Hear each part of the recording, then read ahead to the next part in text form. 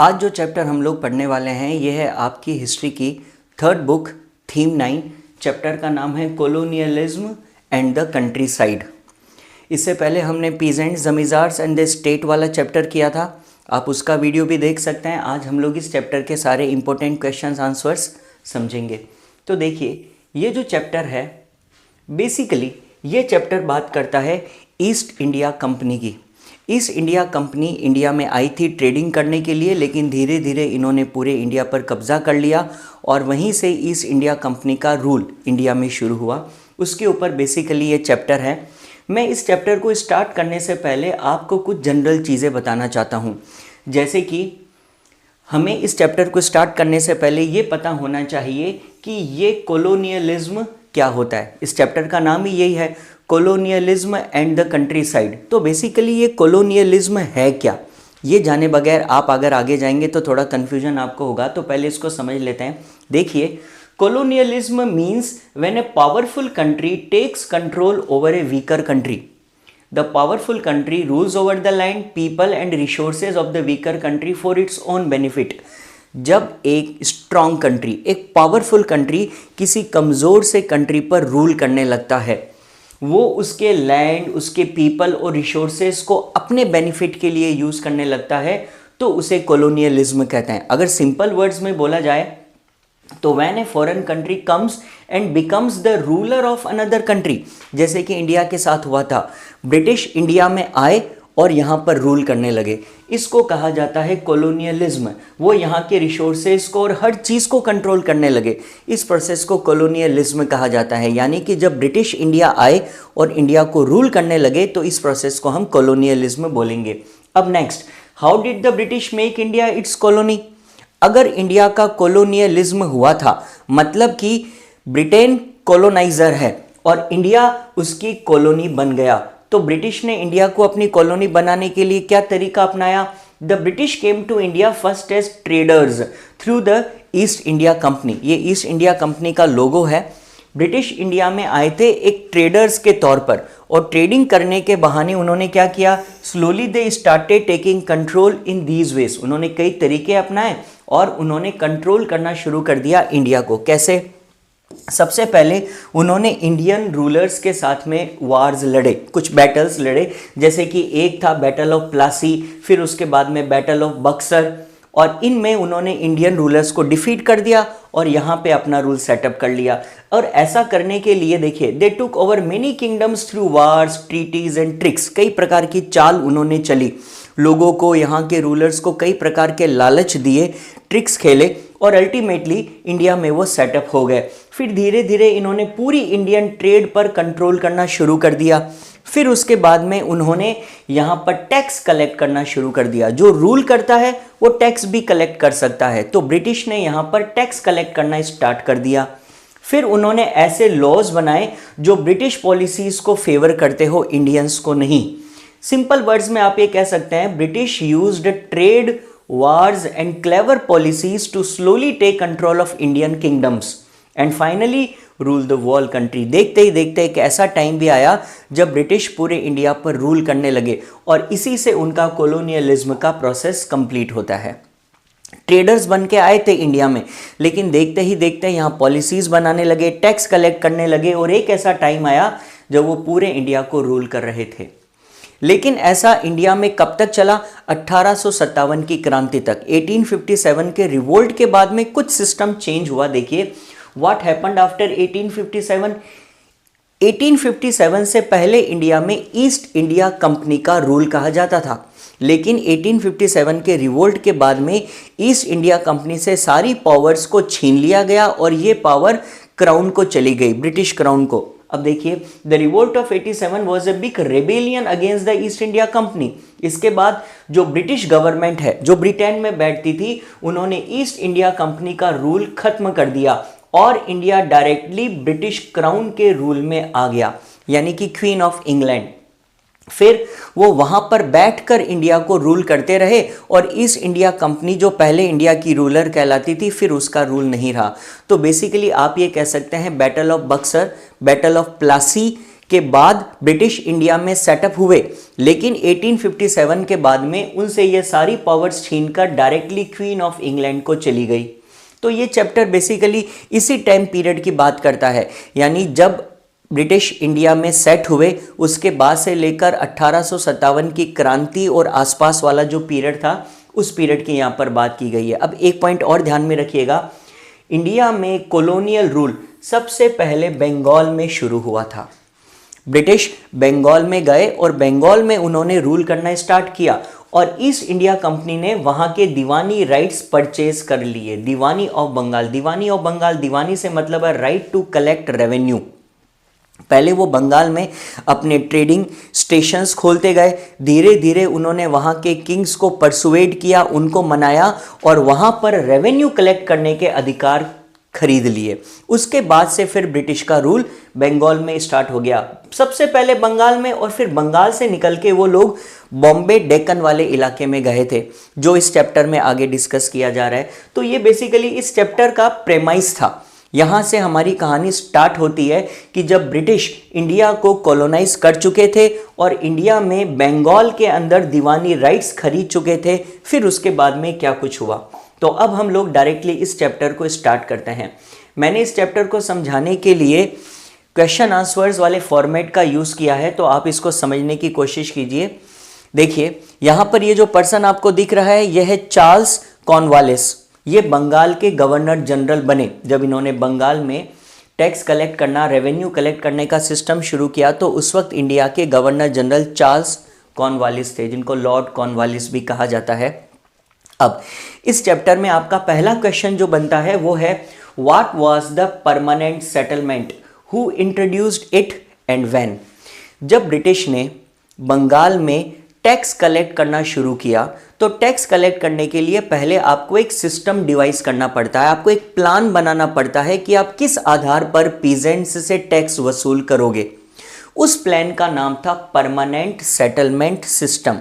यानी कि देखिए, the permanent settlement of Bengal was introduced by Lord Cornwallis in 1793। ये इंपॉर्टेंट चीज़ है, आपको किसी भी क्वेश्चन में आ सकती है, मल्टीपल चॉइस क्वेश्चन के रूप में या फिर शॉर्ट क्वेश्चन में डायरेक्ट पूछ सकते हैं। ईयर था 1793 और पर्सन था लॉर्ड कॉर्नवालिस। 1793 में लॉर्ड कॉर्नवालिस ने बंगाल में टैक्स कलेक्ट करने के लिए जिस सिस्टम को चूज किया था उस सिस्टम का नाम था परमानेंट सेटलमेंट। अब होता क्या है इस सिस्टम के अंदर? First point, settlements were made with the rajas and talukdars who now came to be known as zamindar. सबसे पहली चीज देखिए, ये जो सेटलमेंट सिस्टम था इसमें क्या करना था? टैक्स कलेक्ट करना था। ये टैक्स किससे कलेक्ट करेंगे? आमतौर पे टैक्स कलेक्ट किया जाता है किसानों से, कल्टीवेटर्स से, पीजेंट्स से। लेकिन ब्रिटिश ने यह तय किया कि हम ये टैक्स डायरेक्टली किसानों से कलेक्ट नहीं करेंगे, बल्कि टैक्स कलेक्ट करने की जिम्मेदारी मिलेगी वहां के राजाओं को या फिर ताल्लुकदारों को। जो ताल्लुकदार्स है, राजा है, ये उनकी रेस्पॉन्सिबिलिटी है कि वो कल्टीवेटर से टैक्स कलेक्ट करे। ब्रिटिश ये टैक्स का पैसा राजाओं से मांगेगी और जब राजा और ताल्लुकदार ब्रिटिश के लिए टैक्स कलेक्टर वाला काम करने लगे तो फिर अब वो राजा या ताल्लुकदार नहीं रह गए, वो लोग बन गए एक प्रकार से जमींदार। तो बेसिकली ये जमींदार और कोई नहीं है, ये जमीनों के मालिक है, ये राजा है वहां के। लेकिन चूंकि ब्रिटिश ने इनको टैक्स कलेक्टर का पद दे दिया, टाइटल दे दिया, तो अब ये जमींदार नाम से पॉपुलर होने लगे। पहली चीज। दूसरी चीज, the company recognized the zamindars as the owners of the land. They were given permanent hereditary rights to collect revenue. जब ये जमींदार वाला पद बना तो ब्रिटिश ने ये बात रिकॉग्नाइज करी कि अब से जमींदार ओनर्स ऑफ द लैंड है, वो जमीनों के मालिक है और उनको पूरा हक है कि वो कल्टीवेटर्स के पास में जाएं और उनसे टैक्स कलेक्ट करके लेकर आएं और फिर किसको दे दे? ब्रिटिश को। तीसरी चीज, the British fixed the revenue demands which could not be increased in the future. ये सबसे मेन पॉइंट है आंसर का। क्वेश्चन ही यही कह रहा है परमानेंट सेटलमेंट सिस्टम क्या है। परमानेंट सेटलमेंट का मतलब ये कोई एक ऐसी चीज है जो परमानेंट है, जो एक बार सेटल कर दी गई है अब बदलेगी नहीं। अब इसका मतलब क्या था, ब्रिटिश ने कहा कि हम जो भी रेवेन्यू डिमांड निकाल रहे हैं, यानी जो डिमांड हम लोग फिक्स कर रहे हैं टैक्स की, वो हमेशा के लिए परमानेंट है, वो कभी भी बदली नहीं जाएगी। यानी अगर एक जमींदार को कह दिया जाए कि आपको हर महीने हमें इतना टैक्स कलेक्ट करके लाकर देना है, तो उतना ही देना है। कुछ साल, कुछ महीने, इनफैक्ट डेकेड्स के बाद में भी वो डिमांड चेंज नहीं होगी। एक बार जो आपके साथ में तय कर दिया गया है उतना पैसा आपको हमें पहुंचाना है, उस पैसे में कभी भी ना बढ़ोतरी होगी ना उसको कम किया जाएगा। यानी कि आपके साथ में जो रेवेन्यू डिमांड है वो परमानेंटली फिक्स है, इसलिए इसको परमानेंट सेटलमेंट सिस्टम बोला गया था। और इसमें एक पॉइंट यह था कि zamindars had to pay revenue at a fixed date. हर जमींदार को एक डेट फिक्स करके दे दी गई कि आप हमें जो भी टैक्स पहुंचाओगे कल्टीवेटर से आप कलेक्ट करोगे, हम नहीं जाएंगे कल्टीवेटर्स के पास, आपकी जिम्मेदारी है उनसे टैक्स कलेक्ट करना और हमें लाकर देना, और ये रेवेन्यू आप हमें एक फिक्स्ड डेट तक लाकर दोगे। आपको उसमें कोई भी कंसेशन नहीं मिलेगा, आपको उस डेट तक हमें देना ही पड़ेगा। और जो डेट आपके साथ में तय की गई है, अगर आप उस डेट तक हमें लाकर नहीं देते हो रेवेन्यू, तो आपकी जमीनों को हम लोग टेकन अवे, छीन लेंगे और बेच देंगे।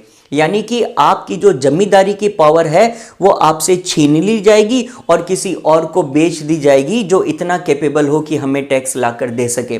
यानी कि परमानेंट सेटलमेंट सिस्टम बहुत स्ट्रिक्टली जमींदारों पे लागू किया गया था। अब ऐसा क्यों किया? Because British thought that they could improve the revenues in Bengal by fixing the amount of revenue. British को यह लगता था कि अगर हम लोग रेवेन्यू फिक्स कर देंगे तो इससे कल्टीवेटर्स का और जमींदारों का बहुत फायदा होगा। कैसे फायदा होगा? अब जमींदारों को पता है कि हमें हर महीने इतना पैसा फिक्स देना ही देना है, वो बढ़ नहीं सकता, कम नहीं हो सकता। तो ऐसे में जमींदार तो यही चाहेगा ना कि मैं ज्यादा से ज्यादा रेवेन्यू कलेक्ट कर पाऊं किसानों से, क्योंकि देना तो मुझे फिक्स अमाउंट ही है। तो मैं अगर ज्यादा टैक्स कलेक्ट करूंगा तो मुझे ज्यादा पैसा बीच में बच जाएगा। तो इसका मतलब जमींदार क्या करने की कोशिश करेंगे? They would invest in agricultural land. इससे क्या होगा? जमींदार और रिच फार्मर्स की एक लॉयल क्लास पैदा होगी। देखिए, ब्रिटिश को यह लगता था कि अगर जमींदार से फिक्स रेवेन्यू लिया जाए तो जमींदार एंकरेज होगा, वो मोटिवेट होगा ज़्यादा कमाई करने के लिए। ज़्यादा कमाई करने के चक्कर में वो लैंड को इम्प्रूव करेगा, वो कल्टीवेटर्स को और एंकरेज करेगा कि तुम अच्छे से खेती करो, लैंड का डेवलपमेंट करो ताकि तुम्हारी इनकम बढ़े, मेरा टैक्स कलेक्शन बढ़े, और उस टैक्स का इतना पार्ट तो मुझे ब्रिटिश को देना है, बाकी सारी मेरी इनकम रह जाएगी। ऐसा ब्रिटिश ने सोचकर रेवेन्यू डिमांड को परमानेंटली सेटल कर दिया था। ये फर्स्ट क्वेश्चन हो गया। नेक्स्ट क्वेश्चन देखिए, अब इतना करने के बावजूद भी ब्रिटिश को यह लगता था कि हमने बहुत बड़ी सुविधा दे दी, हमने एक बहुत बड़ी सुविधा दे दी इन जमींदारों को कि हमने आपसे एक वादा कर दिया, एक प्रॉमिस कर दिया कि हम आपसे जो टैक्स डिमांड कर रहे हैं उसको किसी भी सूरत में बढ़ाएंगे नहीं। तो जमींदार तो खुश हो गए होंगे, उनकी इनकम तो लगातार बढ़ रही होगी, लेकिन एक्चुअली ऐसा नहीं हुआ। क्यों? क्योंकि जमींदार से समय पर वो टैक्स भी पे नहीं कर पा रहे थे जो उनसे तय किया गया था। जो stipulated amount of revenue demand थी, जमींदार उसको दे पाने में भी सक्षम नहीं थे। क्यों? ऐसा क्या हो गया? Why did the zamindars fail to pay the revenue? या आप यूं भी कह सकते हैं इस क्वेश्चन को कि परमानेंट सेटलमेंट सिस्टम ही फेल हो गया। जो ब्रिटिश का एक सपना था कि हम एग्रीकल्चरल प्रोडक्शन को बहुत इंक्रीज कर देंगे इस सेटलमेंट सिस्टम से, ऐसा कुछ नहीं हुआ। अब ऐसा क्यों हुआ होगा? उसके कई सारे रीजन हैं। सबसे पहला रीजन है हाई इनिशियल डिमांड। ब्रिटिश ये जानते थे कि एक बार हमने जो टैक्स इनसे मांग लिया उसको बाद में कभी भी नहीं बढ़ा पाएंगे, तो उन्होंने पहले से ही डिमांड को बहुत हाई रखा। वो जानते थे कि बाद में नहीं बढ़ा पाएंगे, तो पहले से थोड़ी ना हायर साइड ही लेके चलते हैं। So if the demand was not fixed high, then company would never be able to claim a share of increased income from land when prices rose and cultivation expanded. British तो ये मान के चल रहे थे ना, धीरे धीरे एग्रीकल्चरल प्रोड्यूस की प्राइजेस बढ़ेंगी, यानी किसान जो कुछ भी उगाता है मार्केट में उसको उसके ज़्यादा पैसे मिलने लगेंगे, कल्टीवेशन धीरे धीरे एक्सपेंड होता जाएगा, तो जब कल्टीवेटर की इनकम बढ़ेगी तो हमारी इनकम तो बढ़ ही नहीं पाएगी, क्योंकि हमने तो ऑलरेडी प्रॉमिस कर दिया कि हम आपसे इससे ज्यादा टैक्स कभी भी नहीं लेंगे। तो उन्होंने फर्स्ट टाइम में ही डिमांड को हाई रखा था, यानी हाई इनिशियल डिमांड इसका पहला रीजन है। Second, imposition of high demand, it is imposed in the 1790s when the prices of agricultural produce were depressed। एक और गलती हो गई ब्रिटिश से, और वो ये थी कि ब्रिटिश ने जब इसे लागू किया था उस टाइम ऑलरेडी मार्केट में एग्रीकल्चरल प्रोड्यूस की प्राइजेस डिप्रेस्ड थी, यानी बाजार में बेचकर पीजेंट्स को उतनी कीमत मिल ही नहीं रही थी कि वो इतनी हाई डिमांड को पे कर सके। डिमांड हाई है, पे करने के लिए पैसा भी तो चाहिए। पीजेंट्स को अगर मार्केट में इतनी कीमत ही नहीं मिलेगी तो वो कैसे पे करेंगे? तो ये एक और दिक्कत हो गई, making it difficult for the road to pay their dues. वो अपने ड्यूज कभी भी जमींदार को सही टाइम पर पे ही नहीं कर पाते। क्यों? क्योंकि मार्केट में उनको अच्छी कीमत नहीं मिल रही थी। अब जमींदार को जब पीजेंट्स पे नहीं करेंगे तो जमींदार आगे कंपनी को कैसे पे करेगा? तो ये सारा सिस्टम ही फ्लॉप होने लगा। थर्ड पॉइंट था, revenue was invariable. It was invariable regardless of the harvest and had to be paid punctually. आपकी हार्वेस्ट यानी कि फसल कैसी भी हो, अच्छी हुई नहीं हुई, फसल को कीड़ा लग गया, बारिश नहीं हुई, इससे ब्रिटिश को कोई मतलब नहीं था। रेवेन्यू इनवेरिएबल है, यानी वेरी नहीं करेगा, नहीं बदल सकता, तो आपको तो वो टैक्स पे करना ही पड़ेगा, और वो भी पंक्चुअली। आप उसको मिस नहीं कर सकते कि चलो इस बार नहीं हो रहा अगले महीने कर देंगे, ऐसा कोई सिस्टम ही नहीं था। इस वजह से भी ये ये सिस्टम फ्लॉप होने लगा। और फोर्थ पॉइंट है, powers of zamindars were limited. British ने परमानेंट सेटलमेंट सिस्टम लागू करने के बाद में एक और दिक्कत कर दी, उन्होंने जमींदारों की ज्यादातर पावर्स पहले से ही छीन ली, एक प्रकार से उनको पावरलेस बना दिया। This limited the power of the zamindar to collect rent from the ryot and manage his zamindari. पहले ब्रिटिश एक पावरफुल क्लास थी, बहुत पैसे वाले, बहुत पावर को डिमांड करते थे ये, लेकिन जब से परमानेंट सेटलमेंट सिस्टम लागू हुआ, जो राजा थे वो बन गए जमींदार, और जमींदार बनकर उनका काम रह गया कल्टीवेटर्स के पास में घूम घूम के रेंट कलेक्ट करना। जो पहले कभी राजा की हैसियत से रहते थे अब वो रेंट कलेक्टर बन चुके हैं, प्लस वो अपनी आर्मी नहीं रख सकते थे, ये नेक्स्ट क्वेश्चन में आएगा। इस वजह से जमींदारों की तो पावर ही कम हो गई, प्लस अगर जमींदार को रियोत से यानी कि पीजेंट से प्रॉब्लम है कि वो टैक्स टाइम पे नहीं दे रहा तो वो कुछ नहीं कर सकता, क्योंकि ब्रिटिश को इस बात से कोई मतलब नहीं है कि पीजेंट ने टाइम पर टैक्स दिया या नहीं दिया। ब्रिटिश को केवल एक बात से मतलब है कि आप हमें टैक्स दो। अगर आप आगे कल्टीवेटर से टैक्स वसूल नहीं कर पा रहे, it is your problem, none of us. हम क्या करें, हमें तो बस वो पैसा चाहिए, मतलब चाहिए, और पंक्चुअलिटी के साथ चाहिए। ये कुछ ऐसी प्रॉब्लम्स थी जिस वजह से ये जमींदारी प्रॉब्लम में आई और परमानेंट सेटलमेंट सिस्टम फेल हो गया। ओके, चलिए अब नेक्स्ट क्वेश्चन की ओर चलते हैं। नेक्स्ट क्वेश्चन कहता है, what steps did the company take to control and regulate the power of zamindars. आपको जिस स्क्रीन की जरूरत पड़े आप उसका स्क्रीनशॉट लेकर अपने पास में रख सकते हैं, अदरवाइज समझते जाइए। कंपनी ने पावर ऑफ जमींदार्स को कम करने के लिए क्या स्टेप्स उठाए। देखिए, कंपनी कभी भी जमींदारों को ज्यादा पसंद नहीं करती थी। उनको लगता था कि जमींदार तो एक्सप्लॉयटेटिव क्लास है, हमें टैक्स तो आता है पीजेंट्स से, लेकिन ये जमींदार बीच में जरूर बहुत अच्छा पैसा बना रहे होंगे। इसीलिए ब्रिटिश हमेशा से जमींदारों की पावर को कंट्रोल करना चाहते थे। इसके लिए उन्होंने क्या, देखिए, बहुत सारे मेजर्स लिए। जैसे पहला, उन्होंने जमींदारों के लिए एक रूल निकाल दिया कि troops maintained by the zamindars were disbanded. अब तक जमींदारों के पास में अपनी खुद की आर्मी की एक टुकड़ी होती थी, ट्रूप्स मेंटेन करते थे, लेकिन ब्रिटिश ने क्या बोला कि अब से जमींदार अपने पास में कोई ट्रूप्स नहीं रख सकते, जो ट्रूप्स ऑलरेडी है उनको डिसबैंड किया जाता है, यानी उनको हटाना पड़ेगा। अब जमींदारों के पास में मिलिट्री आर्मी की कोई पावर नहीं बची। Second, zamindars lost their power to organise local justice and local police. अब तक जमींदार अपना खुद का दरबार लगाते थे और दरबार में बैठकर न्याय दिया करते थे लोगों को, लेकिन अब ये लोकल जस्टिस या लोकल पुलिस को रखने वाली जमींदारों की पावर भी उनसे छीन ली गई। Courts of the zamindars no began to be supervised by the collector. अब अगर जमींदार अपना दरबार नहीं चलाएगा तो लोगों को अगर जस्टिस न्याय चाहिए तो लोग कहां जाएंगे? उसके लिए ब्रिटिश ने बोला कि वो कलेक्टर के पास में जाएंगे। ब्रिटिश ने एक पोस्ट बनाई, एक पद, जिसको बोला जाता था कलेक्टर। वो कलेक्टर जो आज तक हुआ करते हैं ना, डिस्ट्रिक्ट कलेक्टर, ये पोस्ट ब्रिटिश की बनाई हुई है। ब्रिटिश ने बोला कि हम कलेक्टर नाम की एक पोस्ट बना रहे हैं और जो पर्सन कलेक्टर बनेगा ये उसका काम है कि वो जस्टिस डिस्पेंस करेगा। जमींदारों के पास आपको अपने इश्यूज, मामले लेकर नहीं जाना, आप कलेक्टर के पास में जाओ। अब कलेक्टर कलेक्टरेट में बैठेगा और वो आपको जस्टिस देगा। ये ब्रिटिश ने एक काम और कर दिया। अगला point, over the period of time the collectorate emerge as an alternative centre of authority. तो अब तक जो पावर जमींदार के पास में थी वो कलेक्टर को चली गई, और कलेक्टर कहां बैठता है? अपने ऑफिस में, जिसको कहा जाता है कलेक्टरेट। आज भी आप देखोगे ना, हर सिटी में एक गवर्नमेंट ऑफिस होता है कलेक्टरेट का, ये ब्रिटिश का बनाया हुआ है। वो कलेक्टरेट में बैठेगा, यानी कि अब एक सेंटर ऑफ अथॉरिटी और पैदा हो गई, वो है कलेक्टरेट। अब ब्रिटिश कलेक्टरेट में बैठे हुए कलेक्टर को यह सारी पावर दे चुके और जमींदार पावरलेस हो चुके। Whenever the zamindars failed to pay revenues, his zamindari was auctioned. This greatly reduced the power and prestige of zamindar. ऊपर से अगर कोई भी जमींदार समय पर पे नहीं कर पाता है, अगर ड्यूज उसके ऊपर बढ़ते जा रहे हैं, तो उसकी जमीनों को नीलाम कर दिया जाएगा। जमींदार की जमीनें ऑक्शन हो जाएंगी, नीलाम कर दी जाएंगी ब्रिटिश के द्वारा।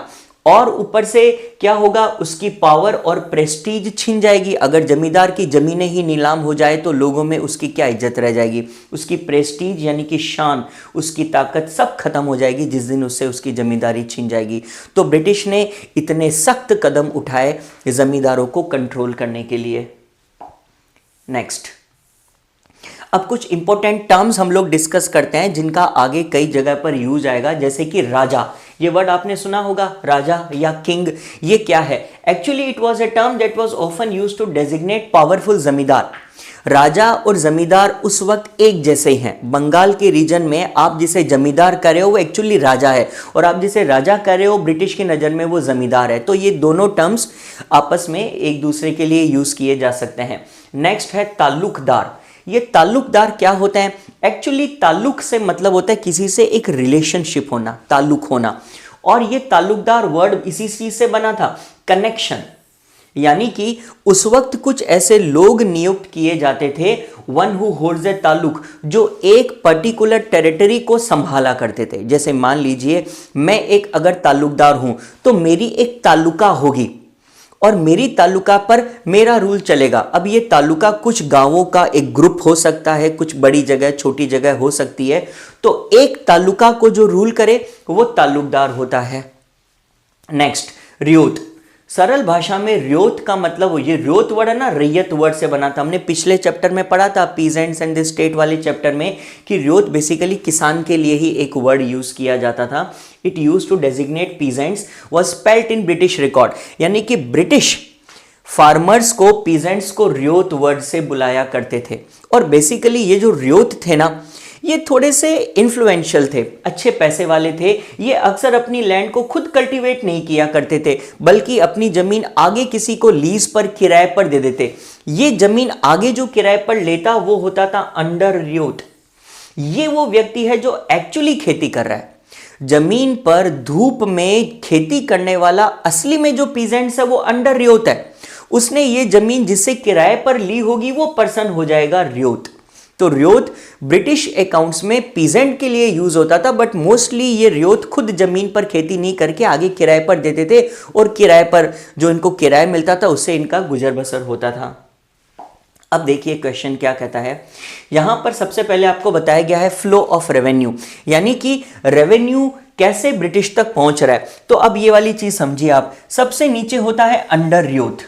ये अंडर रियोत, या फिर इधर भी देख सकते हैं आप, दोनों जगह सेम है। हो सकता है कि ये अंडर रियोत जो चीज प्रोड्यूस कर रहा है, जो पैसे कमा रहा है, वो ये देगा रियोत को। यानी कि अंडर रियोत अपनी इनकम देगा रियोत को, और रियोत आगे ये दे देगा जमींदार को, और जमींदार आगे दे देगा कंपनी को। यानी कि सबसे नीचे है अंडर रियोत, वो कमा के दे रहा है रियोत को, रियोत आगे दे रहा है जमींदार को, और जमींदार आगे दे रहा है कंपनी को। तो कंपनी के पास में पैसा आ रहा है। अब कंपनी को देखो, इससे कोई मतलब नहीं, इससे कोई मतलब नहीं। कंपनी तो जमींदार को पूछती है कि पैसे लाओ, या जो भी फसल का हिस्सा है तो वो लेकर आओ, और जमींदार की रिस्पॉन्सिबिलिटी है कि वो ये रेवेन्यू रियोत से ले। अब ऐसा भी हो सकता है कि कई बार गांवों में रियोत की जगह पर एक पर्सन होता था जोतेदार। ये जोतेदार बेसिकली रियोत ही है, हो सकता है वो थोड़ा ज्यादा अमीर हो, वो रिच रियोत है, उसके पास में थोड़ी ज्यादा जमीनें हैं। अब ज्यादा पैसा है, ज्यादा जमीन है, तो ये रियोत कभी कभी मनी लेंडर का काम भी करने लगते थे। वो मनी लेंडर बनते ही जोतेदार कहलाने लग जाते थे। तो बेसिकली रियोत और जोतेदार एक ही है। रियोत के बजाय जोतेदार थोड़ा ज्यादा पैसे वाला होता है, ज्यादा इन्फ्लुएंस वाला होता है। तो हो सकता है अंडर रियोत ये पैसे जोतेदार को देता हो, और जोतेदार आगे जमींदार को, और जमींदार आगे कंपनी को। तो ये फ्लो ऑफ रेवेन्यू है। अब इसके बाद में नेक्स्ट आते हैं जोतेदार के ऊपर। अभी हमने बोला था जोतेदार, अब ये जोतेदार कौन होते हैं? कुछ इस प्रकार के लोग हुआ करते थे। अब देखो ये जोतेदार क्या है। Who were jotedars and how did they rise to power? इनकी इतनी पावर कैसे बढ़ी? तो देखो ये क्या कह रहा है, in the 18th century there was a rise of new class jotedar, यानी जमींदारों के अलावा जोतेदार है। जमींदार तो राजा है एक प्रकार से, वो तो सबसे ऊपर है हायरार्की में। उसके बाद में गांवों में एक नई क्लास पैदा हुई, एक नया ग्रुप पैदा हुआ। इस ग्रुप को बोला गया जोतेदार। ये जोतेदार जमींदार से छोटा है ओहदे में, लेकिन ये करता क्या है jotedar? They were rich peasants who consolidated their position in villages. Jotedar पहली बात गांव में रहते थे, किसानों के बीच में रहते थे, और इन्होंने अपनी पावर कंसोलिडेट करी, यानी इन्होंने बहुत शक्ति इकट्ठी कर रखी थी, शक्ति संग्रहित कर ली, बड़े पावरफुल बन गए थे ये, क्योंकि इनके पास में पैसा हुआ करता था। Their rise weakened the authority of the जमींदार। ऐसा कहा जाता है जब जोतेदार ज्यादा पावरफुल होने लगे, ज्यादा पैसा कमाने लगे, तो ये सीधा कंपटीशन जमींदारों के साथ करने लगे। तो जोतेदारों के राइज से जमींदारों की पावर थोड़ी सी कम हो गई थी। अब कैसे? इनके पास में इतनी ताकत, इतना पैसा कहां से आया जोतेदार के पास में? देखिए कई रीजन है। सबसे पहला, in the early 19th century jotedars had acquired vast areas of land.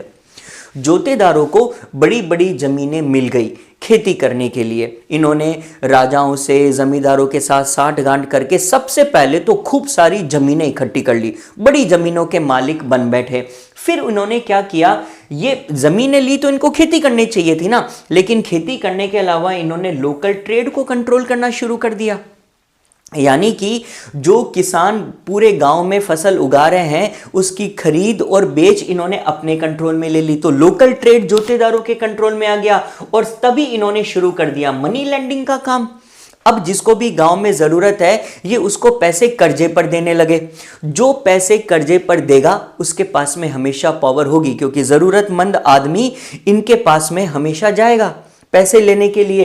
तो ये एक और काम इन्होंने मनी लेंडिंग एक्सरसाइज शुरू कर दी। इससे क्या हुआ? Greater control over the peasants of the village.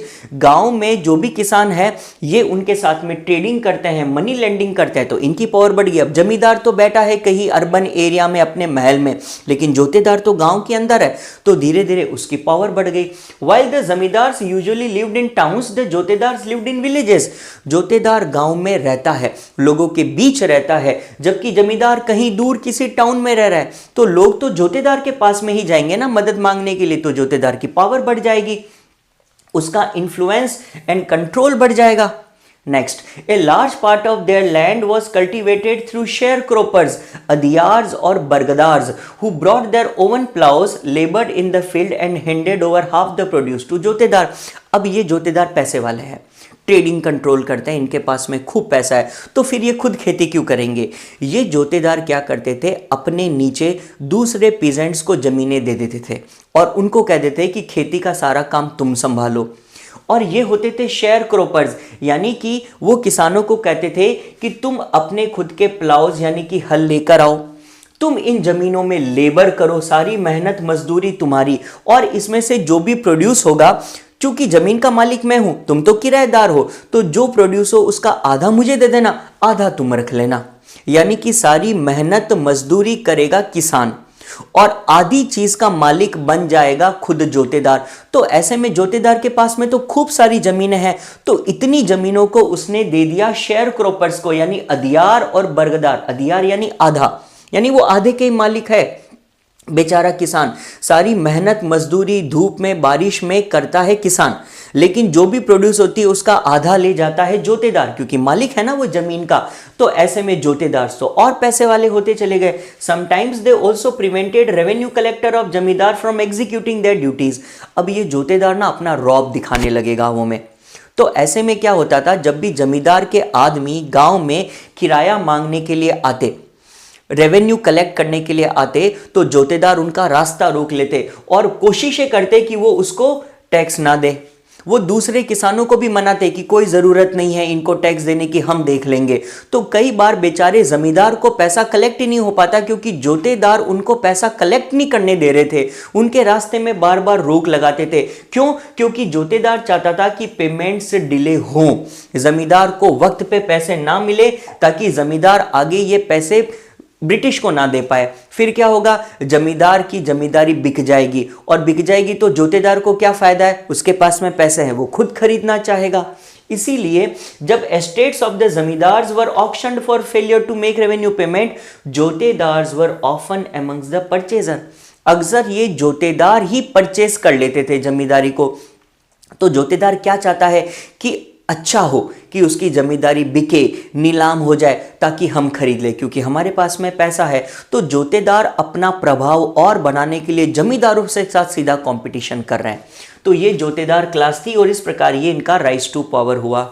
अब नेक्स्ट क्वेश्चन देखिए, how did zamindars manage to retain control. तो अगर जमींदार वक्त पर पैसा नहीं दे पा रहा, क्योंकि वो कलेक्ट नहीं कर पा रहा गांव से, तो ऐसे में क्या होगा, जमींदार की जमीनें नीलाम हो जाएंगी। तो क्या सब जमींदारों की जमीनें नीलाम हो रही थी, या वो कोई तरकीब लगाकर बचा पा रहे थे, ये चीज समझिए। Although the zamindars faced several problems, they did manage to survive and the zamindari did not collapse. अगर जमींदार नहीं दे पाता रेवेन्यू, तो उसकी जमींदारी नीलाम हो जानी चाहिए। तो क्या सब जमींदारों की जमींदारी नीलाम हो गई? नहीं, जमींदार भी बहुत होशियार थे, उन्होंने भी इतने लंबे समय से रूल किया है, तो ट्रिक्स तो उनको भी प्ले करनी आती थी। अगर जोतेदार अपनी तरकीब लड़ा रहा है, तो जमींदार कोई भोला आदमी थोड़ी है, उसने भी कुछ न कुछ तो तरीके सोचे होंगे ना बचने के। अब देखो, जमींदारों ने भी कई ऐसी पॉलिसीज अपनाई जिससे वो बच गए और पैसा नहीं दे पाए ब्रिटिश को। उसके बावजूद ब्रिटिश की हिम्मत नहीं पड़ी कि वो उनसे जमींदारी छीन सके। कैसे, उन्होंने क्या क्या तरकीबें अपनाई? जैसे एग्जाम्पल के तौर पे हम लोग बात करते हैं राजा ऑफ बुर्दवान की। बुर्दवान जो आज प्रेजेंट में वर्धमान कहलाता है, उस वक्त उसका नाम बुर्दवान था। अब बुर्दवान के राजा के सामने भी एग्जैक्टली ये सिचुएशन खड़ी हुई थी। वो वक्त पर ब्रिटिश को रेवेन्यू नहीं पहुंचा पाए, तो ब्रिटिश ने उनको एक नोटिस दिया कि आपकी जमींदारी हम लोग नीलाम कर देंगे। When faced with possible auction of his land, he transferred some of his zamindari to his mother. तो बुर्दवान के राजा ने क्या किया, नीलामी से बचने के लिए एक गेम खेला। उसने क्या किया, अपनी ज्यादातर जो जमीनें थी वो अपनी मां के नाम पर ट्रांसफर कर दी। क्यों? क्योंकि वो ये जानता था कि ब्रिटिश की एक पॉलिसी है कि जो जमीन औरतों के नाम होती है उसको वो ऑक्शन नहीं करते थे। तो उसने अपनी मां के नाम पर जमीन को ट्रांसफर कर दिया। क्यों? क्योंकि ब्रिटिश अब विमेन की लैंड को तो वो टेक ओवर नहीं कर सकते। तो जब ब्रिटिश उनके पास में पहुंचे, तो बुर्दवान के राजा ने कह दिया कि आप कौन सी जमीन को ऑक्शन करोगे, मेरे पास में तो जमीनें है ही नहीं। ब्रिटिश ने पूछा क्यों, तुम तो मालिक हो, तुम्हारे पास में तो है सारी जमीनें। उन्होंने कहा कि नहीं, मैंने तो अपनी जमीनें अपनी मां के नाम पर कर दी। अब मां के नाम, वो तो लेडी है, आप उसे ले ही नहीं सकते जमीन।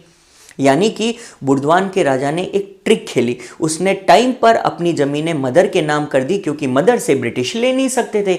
ये एक तरीका उन्होंने अपना अपनी जमींदारी बचाने का। Second, at the time of the auction the zamindars man manipulated the auction.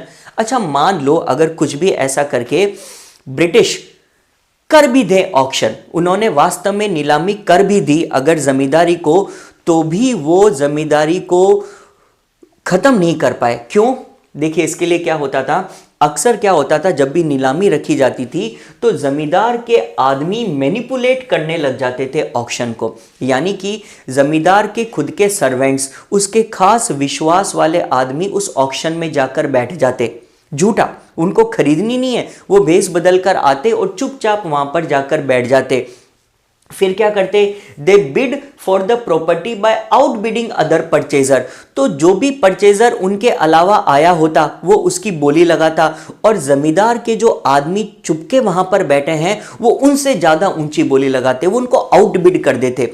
दूसरा कोई भी आदमी जो बोली लगाएगा जमींदार के आदमी उससे ज्यादा ऊंची बोली लगाते, तो क्या होगा, जमींदार के आदमी बोली में जीत जाएंगे। और फिर जब वो ब्रिटिश उनको आकर कहते हैं कि आपने सबसे ऊंची बोली लगाई तो आप पैसे जमा करो और खरीद लो जमींदारी को, तो फिर वो एकदम से मना कर देते कि हमारे पास में तो पैसे ही नहीं है। अब ब्रिटिश उन्हें पूछते कि अगर आपके पास में पैसे नहीं थे तो आपने ऑक्शन में पार्ट क्यों लिया, तो वो कह देते हमारी मर्जी, हमने ले लिया, हमारे पास में नहीं है पैसे। अब इससे क्या होगा, ये पूरी प्रोसेस ही फ्यूटाइल हो गई, वेस्ट गई। अब इससे क्या होगा, देखिए, property for outbidding the purchaser but they refuse to pay the amount and the land had to be auctioned again. अब ब्रिटिश के पास में कोई रास्ता नहीं है, वो फिर से एक ऑक्शन रखेंगे, फिर से नीलामी करवाएंगे लैंड की, और फिर यही प्रोसेस होगी। यानी उस नीलामी में जमींदार के आदमी आकर बैठ जाएंगे, बाकी जो बोली लगा रहे हैं उनसे ज्यादा ऊंची बोली लगाएंगे, सब चले जाएंगे अपने घर पे। तो ब्रिटिश इनको कहेंगे कि लाओ पैसे, आपने सबसे ऊंची बोली लगाई है, फिर ये पैसे देने से मना कर देंगे और कह देंगे हमारे पास में तो पैसे ही नहीं है। ये प्रोसेस चलता रहता। तो ब्रिटिश खुद परेशान हो गए कि ये क्या हो रहा है, ये सब फिक्टिशियस है, ये एक जाली सेटअप है। जमींदार के लोग जानबूझ के नीलामी की प्रोसेस को खराब कर रहे हैं, वो वेस्ट कर रहे हैं ये सारा का सारा एफर्ट। हमेशा ऊंची बोली लगाता कोई ना कोई आदमी आके और पैसे देने से मना कर देता, और अंत में जब ब्रिटिश थक जाते तो थक हार कर जमींदार के आदमी बहुत ही कम कीमत पर वही एस्टेट खरीद लेते, क्योंकि पहली बार में बोली अच्छे से नहीं हुई तो सेकंड टाइम में उसकी कीमत कम हो जाएगी प्रॉपर्टी की, फिर वो बोली वेस्ट गई, ऑक्शन वेस्ट गया, थर्ड टाइम में और नीचे आ जाएगी कीमत, धीरे धीरे लोग आना बंद कर देंगे, लोगों को लगेगा ये ऑक्शन तो टाइम पास है, यहाँ पे कोई जमीन तो बिकती है नहीं, और एंड में एकदम कम कीमत पर एक आदमी आएगा और ब्रिटिश थक हार कर उसी को दे देंगे कि यार तुझे जो पैसे देने दे दो, बस ये तुम खरीद लो। और वो आदमी भी जमींदार का ही आदमी होगा और बहुत लो प्राइस पर वो जमीन वापस खरीद लेगा। अगर वो ब्रिटिश को in the first place they देते रेवेन्यू तो बहुत ज्यादा देना पड़ता, लेकिन इससे बजाय उन्होंने दिया नहीं, जानबूझ के पेमेंट पहुंचाई नहीं। जब जमींदारी नीलाम हुई तो एकदम कम कीमत पर खुद खरीद ली तो बच गए। इस प्रकार जमींदारी तो नीलाम ही नहीं हो पाई। और कभी कभी एक चीज होती थी, मान लो कि अगर कोई परचेजर रियल में आ गया और उसने सच में खरीद भी ली, तो भी वो आउटसाइडर है, बाहर का व्यक्ति है जो उसकी जमींदारी को खरीद रहा है, वो कभी भी उसका पोजेशन नहीं ले पाएगा। क्यों नहीं ले पाएगा?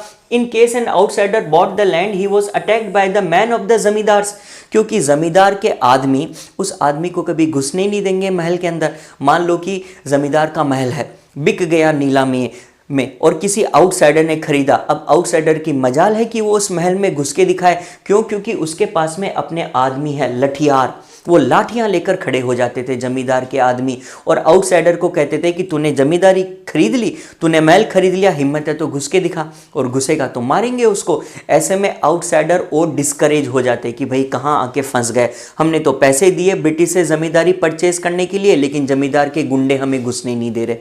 तो इस प्रकार के हथकंडे अपना कर जमींदार अक्सर बच जाते थे नीलामी वाली प्रोसेस से, और जमींदारी कभी कोलैप्स नहीं हुई।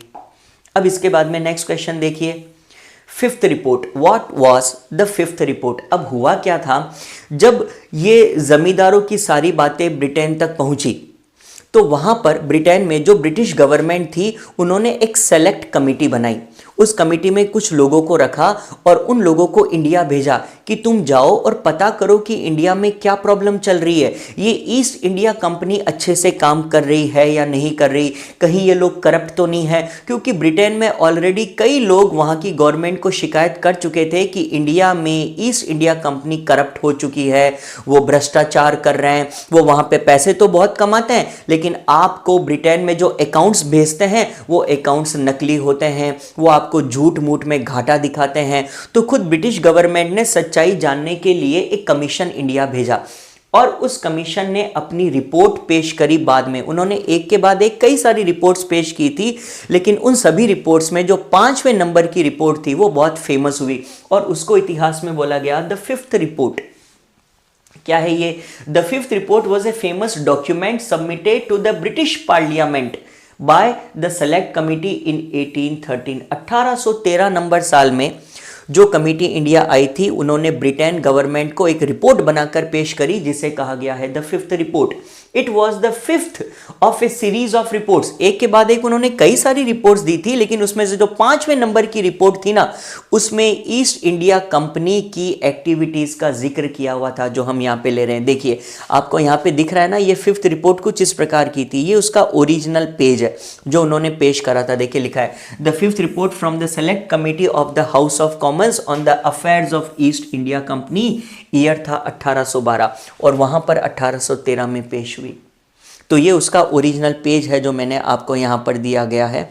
अब देखिए इस फिफ्थ रिपोर्ट में क्या था? It was the fifth of A series of reports on the administration and activities. It rain into 1002 pages. Total 1002 पन्नों की रिपोर्ट थी, जिसके अंदर 800 पेज तो केवल अपेंडिक्स थे, यानी कि मेन रिपोर्ट केवल 200 पेज की थी।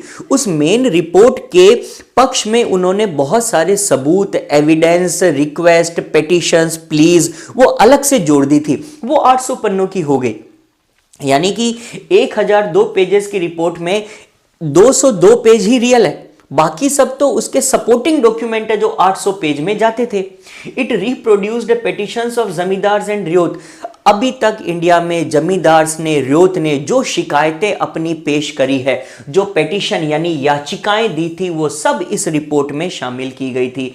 It had reports of collectors from different district. जमींदारों के अलावा, रियोत के अलावा जो कलेक्टर्स थे, जो ब्रिटिश ने बनाए थे, उन कलेक्टर्स ने भी अपनी ओर से सारी रिपोर्ट, सारी जो सबूत दिए थे वो फिफ्थ रिपोर्ट में शामिल किए गए। इसके अलावा इसमें स्टेटिस्टिकल टेबल्स थी, यानी संख्याएं थी, फैक्ट्स थे, फिगर्स थे सारे के सारे, कि क्या इंडिया में रेवेन्यू रिटर्न आ रहा है, रेवेन्यू और जुडिशियल एडमिनिस्ट्रेशन बंगाल का, मद्रास का कैसे किया जा रहा है। यानी कुल मिलाकर इंडिया में ईस्ट इंडिया कंपनी क्या काम कर रही है, वो सारी चीजें उन्होंने फिफ्थ रिपोर्ट में दी थी। और फिफ्थ रिपोर्ट हमारे लिए बहुत इंपॉर्टेंट है, क्योंकि इस रिपोर्ट को बाद में जब हमने पढ़ा, हिस्टोरियंस ने पढ़ा, इंडियंस ने, तो उनको ब्रिटिश हिस्ट्री के बारे में बहुत कुछ पता चल गया। अगर ये रिपोर्ट नहीं होती तो शायद हमें उस वक्त के इतिहास के बारे में कुछ खास पता नहीं चलता।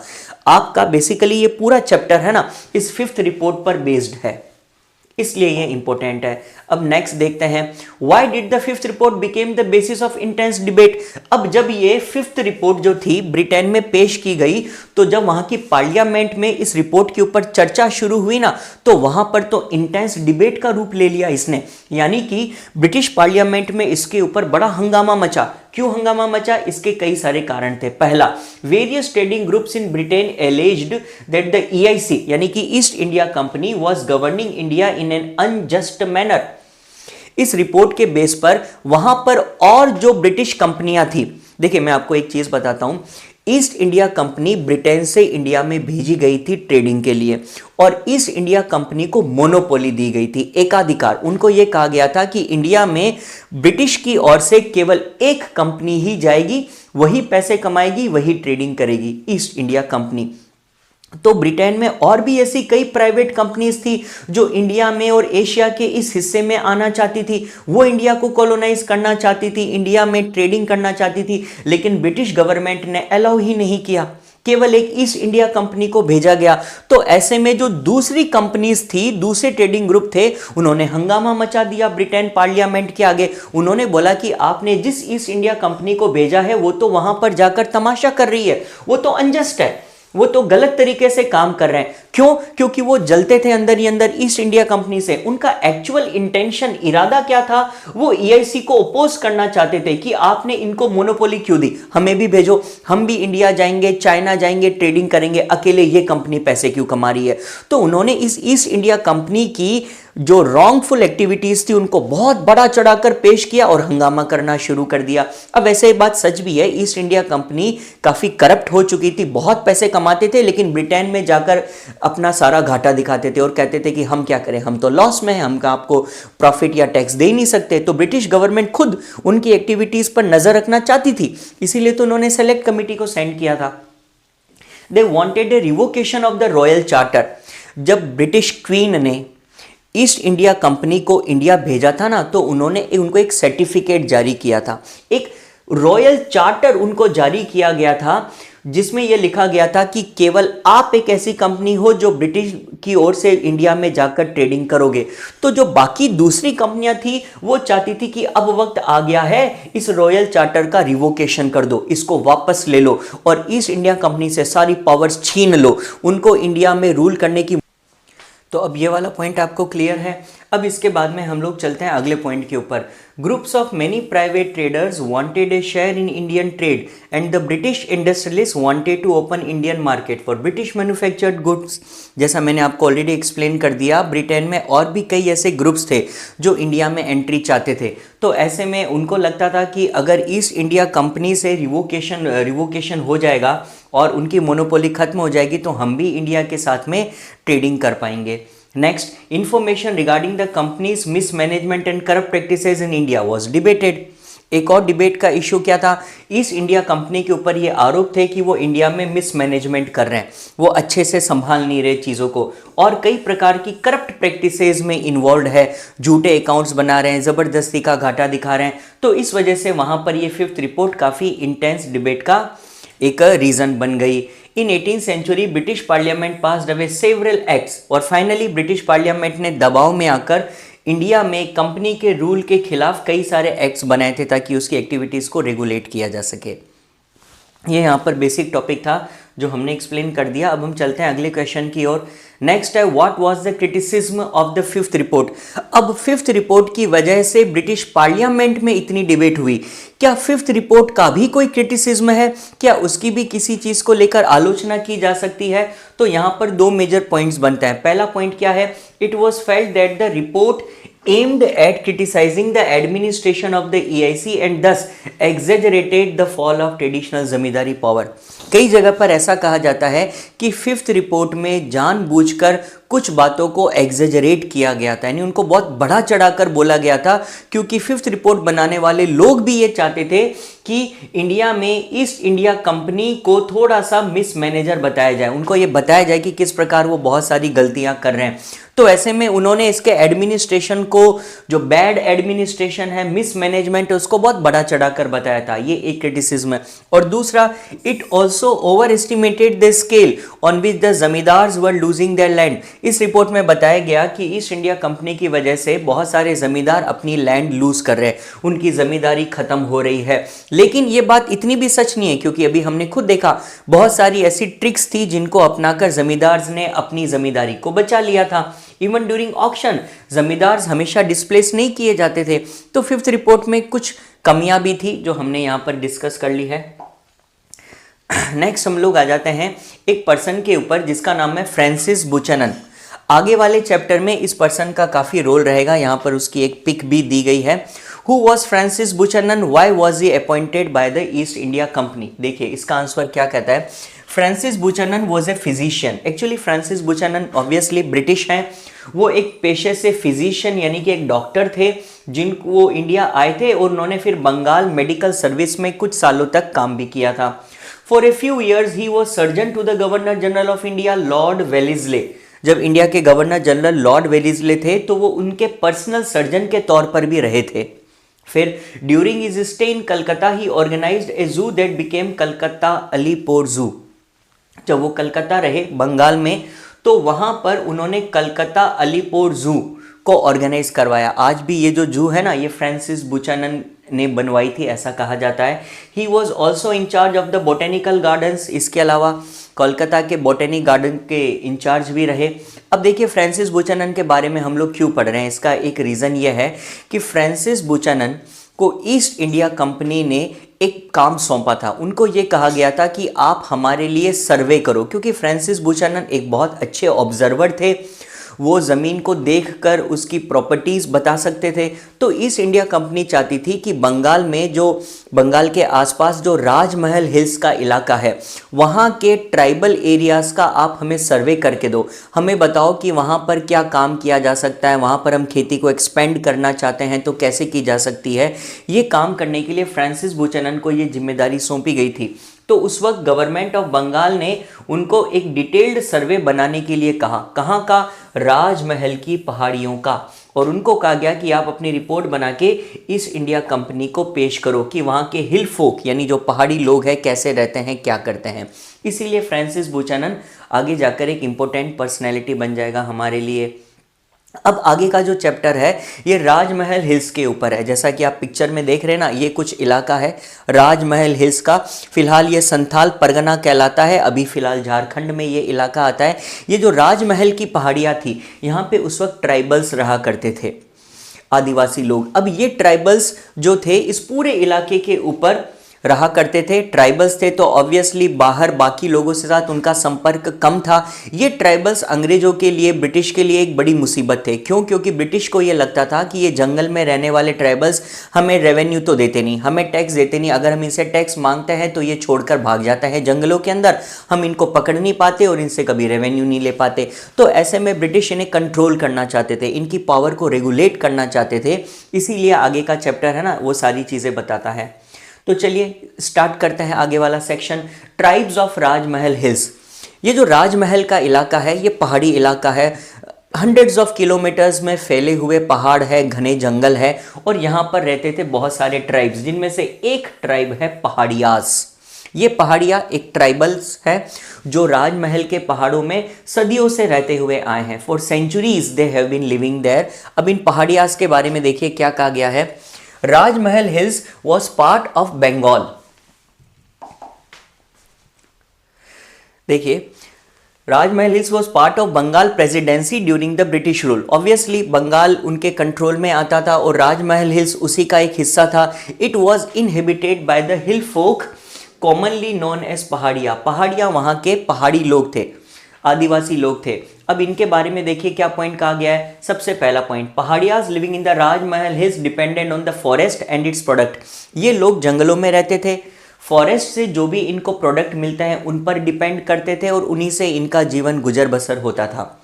और ये लोग कभी भी सेटल्ड कल्टीवेशन नहीं करते थे। ये सेटल होकर एक जगह पर रहकर खेती करना इनके स्वभाव में नहीं था। ये केवल शिफ्टिंग कल्टीवेशन करते थे, यानी जगह बदल बदल कर खेती किया करते थे। और इनको जंगल से एक महुआ मिलता था। ये महुआ एक प्रकार का फ्लावर है जो खाने के भी काम आता है। तो इसीलिए ये जंगल से महुआ कलेक्ट करते थे फूड के लिए और वहाँ पर सिल्क कोकून्स को रेस करते थे, यानी रेशम का कीड़ा पालते थे ताकि उससे रेशम मिलता है। ये रेशम वो बाहर दूसरी जगहों पर आकर बाहर बाजारों में बेचकर उनसे कुछ पैसे कमा लेते थे। They grew pulses and millets for consumption. खाते क्या थे ये लोग? पल्सेस और मिलेट्स यानी कि बाजरा, उसी को कंज्यूम किया करते थे। तो शिफ्टिंग कल्टीवेशन से ज़्यादातर ये फसलें उगाते थे। ये हटमेंट्स में रहते थे, झोंपड़पट्टियों में। और कहाँ पर? टेमेरिंड ग्रूव्स। टेमेरिंड का मतलब इमली। तो वहाँ पर इमली के कुछ जंगल है राजमहल की पहाड़ियों के पास, वहाँ पर ये लोग रहा करते थे। Paharias resisted the intrusion of outsiders. इनको बाहरी लोगों का अपने क्षेत्र में आना बिल्कुल पसंद नहीं था, बिल्कुल बर्दाश्त नहीं था। तो ऐसे में किसी भी आउटसाइडर को ये अपने इलाकों में आते हुए नहीं देखना चाहते थे। उनके इलाकों में इंट्रूजन यानी घुसपैठ को ये बिल्कुल पसंद नहीं करते थे। और इन पहाड़ियों के अंदर कुछ लोग होते थे जो चीफ होते थे, मुखिया।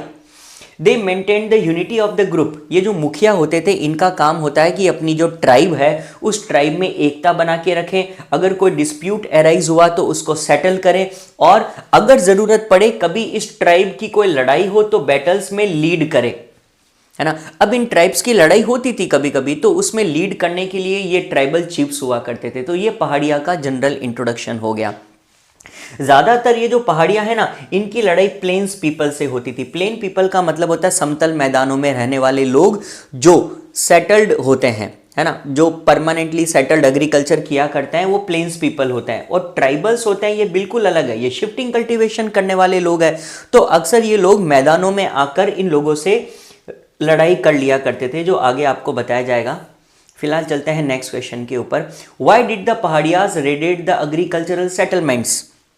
पहाड़िया ट्राइबल्स है, ये जंगलों में रहते हैं, पहाड़ियों में रहते हैं, लेकिन कभी कभी इनकी लड़ाइयाँ हो जाती थी। ये रेड मारने के लिए निचले इलाकों में उतर आते थे, जंगल से बाहर, पहाड़ों से नीचे उतरकर लड़ाई करने लग जाते थे प्लेन्स पीपल से, समतल मैदानों में रहने वाले लोगों से। क्यों? उसके क्या कारण है? देखिए, पहला कारण, because Rajmahal was a dry region, raiding was necessary for survival. ये ट्राइबल्स राजमहल में रहते हैं, राजमहल की पहाड़ियाँ सूखा इलाका है, तो साल में कई महीने ऐसे होते थे जब इन ट्राइबल्स को खाने के लिए भी कुछ नहीं मिल पाता था, खेती ठीक से नहीं हो पाती थी। तो ऐसे में रेड मारना, प्लेन लोगों को लूटपाट करना, ये एक सर्वाइवल टेक्निक थी और कुछ नहीं। जिंदा रहने के लिए करना पड़ेगा, जिंदा रहने के लिए ये निचले इलाकों में आते और रेड मारा करते थे। और खास तौर पे कौन से सालों में? जब स्कैरसिटी, जब कमी होती थी उनके यहाँ पर खुद, तो कोई और रास्ता नहीं बचा, नीचे उतर के आते, प्लेन लोगों से लड़के उनसे लूटपाट करके सामान ले जाते। It was their way to assert power. इसके अलावा ये ताकत बताने का एक जरिया है। प्लेन्स पीपल से लड़ना उनके ऊपर ताकत को असर्ट करने का एक तरीका हुआ करता था। उन्हें बताना चाहते थे कि देखो, हम ट्राइबल्स भी तुमसे कम नहीं हैं। और ये जो जमींदार थे, जो प्लेन्स पीपल थे, जो मैदानों में रहा करते थे, जो सेटल्ड एग्रीकल्चर करने वाले लोग थे, अक्सर जमींदार भी इस बात से बड़ा डरते थे, क्योंकि उनको बड़ा खौफ था इस बात का कि ये ट्राइबल्स कभी भी पहाड़ों से आते हैं, हमारे साथ में लड़ते हैं, जान माल की हानि होती है। तो ऐसे में अक्सर जमींदार है ना, इस लड़ाई से बचने के लिए उनको खुद ही रेगुलर ट्रिब्यूट दे देते थे। उनको कहते थे कि आप हमसे लड़ो मत, आपको जो सामान चाहिए, पैसा चाहिए, हमसे वैसे मांग के ले जाओ, हम जैसे हफ्ता देते हैं ना, वैसे आपको वैसे ही पेमेंट कर देंगे, बिना लड़े हम आपको पैसा देने को तैयार है, तो क्यों लड़ते हो। तो ये उनका तरीका था टू बाय पीस। वो शांति खरीदना चाहते थे कि आप अपनी कीमत बताओ, हमसे क्या चाहते हो, वो पैसे ले जाओ, लेकिन पहाड़ों से उतर कर आते हो, हमसे लड़ते हो, आपका भी नुकसान हमारा भी नुकसान, ये क्यों किया जाए। Next, traders also gave a small amount of money। इसके अलावा जो ट्रेडर्स थे, व्यापारी थे, वो भी इन पहाड़ियाज को कुछ फिक्स पैसा दे दिया करते थे। ये एक प्रकार का टोल है, चार्ज, क्योंकि अक्सर इन ट्रेडर्स को जंगल की सड़कों को, जंगल के रास्तों का यूज करके जाना होता था, जंगल पार करके दूसरे इलाकों में व्यापार के लिए जाना पड़ता था। अब ट्रेडर्स जानते हैं कि हम इस जंगल से गुजरेंगे तो पहाड़ियां हम पर अटैक करने की कोशिश करेंगे, हमारा नुकसान होगा, लूटपाट होगी, तो वो अपनी ओर से पहले से ही इनको टोल दे देते थे, चार्ज दे देते थे, ताकि बदले में पहाड़ियां इनको अपने रास्ते इस्तेमाल करने दे जंगल के, इनको जंगल में ना लूटे। तो इस प्रकार हम देख सकते हैं कि पहाड़ियां एग्रीकल्चर्स के साथ में कैसे डील करते थे। Next, how did the Paharias came in conflict with the British. अब पहाड़िया की बाकी प्लेन में रहने वाले लोगों के बीच में एक प्रकार का एग्रीमेंट है, एक सेटलमेंट है, कोई परेशानी वाली बात नहीं है, चल रहा है, उनका गुजारा हो रहा है। लेकिन इन पहाड़ियों का पंगा हुआ ब्रिटिश से, इनका कॉन्फ्लिक्ट आगे जाकर अंग्रेजों के साथ हो जाता है। ऐसा क्यों? उसके कई कारण हैं। जैसे पहला कारण, in the late 18th century the British began to encourage forest clearing and expand cultivation to maximise their revenues. 18th century में अंग्रेज कल्टीवेशन एक्सपेंड करना चाहते थे, वो खेती को बढ़ाना चाहते थे। वो चाहते थे किसान ज़्यादा से ज़्यादा ज़मीनों पर खेती करे, ज़्यादा ज़मीन पर खेती करेंगे, ज़्यादा पैदावार होगी, उनकी किसानों की इनकम बढ़ेगी, तो वो ज़्यादा टैक्स दे पाएंगे। इसीलिए ब्रिटिश चाहते थे कि कल्टीवेशन को जितना हो सके एक्सपेंड करें। अब एक्सपेंड करने के चक्कर में ये लोग राजमहल की पहाड़ियों के इलाके में आ गए, जहां रहते थे पहाड़िया। तो पहाड़िया के साथ में इनका कॉन्फ्लिक्ट हो गया, क्योंकि ब्रिटिश वहां के पीजेंट्स को जबरदस्ती पुश करते थे कि तुम राजमहल की पहाड़ियों के आसपास के इलाके को, डाउनहिल इलाके को क्लीन करो, वहां से जंगल काटो और वहां पर खेती करो। लेकिन अगर जंगल काटेंगे तो जंगल तो पहाड़ियास का घर है, तो वो अपने घर को कैसे कटने देंगे। तो उनके बीच में आपस में लड़ाई हो गई। दूसरा, Paharias increase their raids on settled cultivator. गुस्से में आकर पहाड़ियों ने सेटल्ड कल्टीवेटर्स के ऊपर अटैक करना शुरू कर दिया। अक्सर उनके ग्रेन्स और कैटल को लूट के ले जाते, अपना गुस्सा दिखाने के लिए कि तुम हमारे इलाकों में घुसोगे तो हम तुम पर अटैक करेंगे।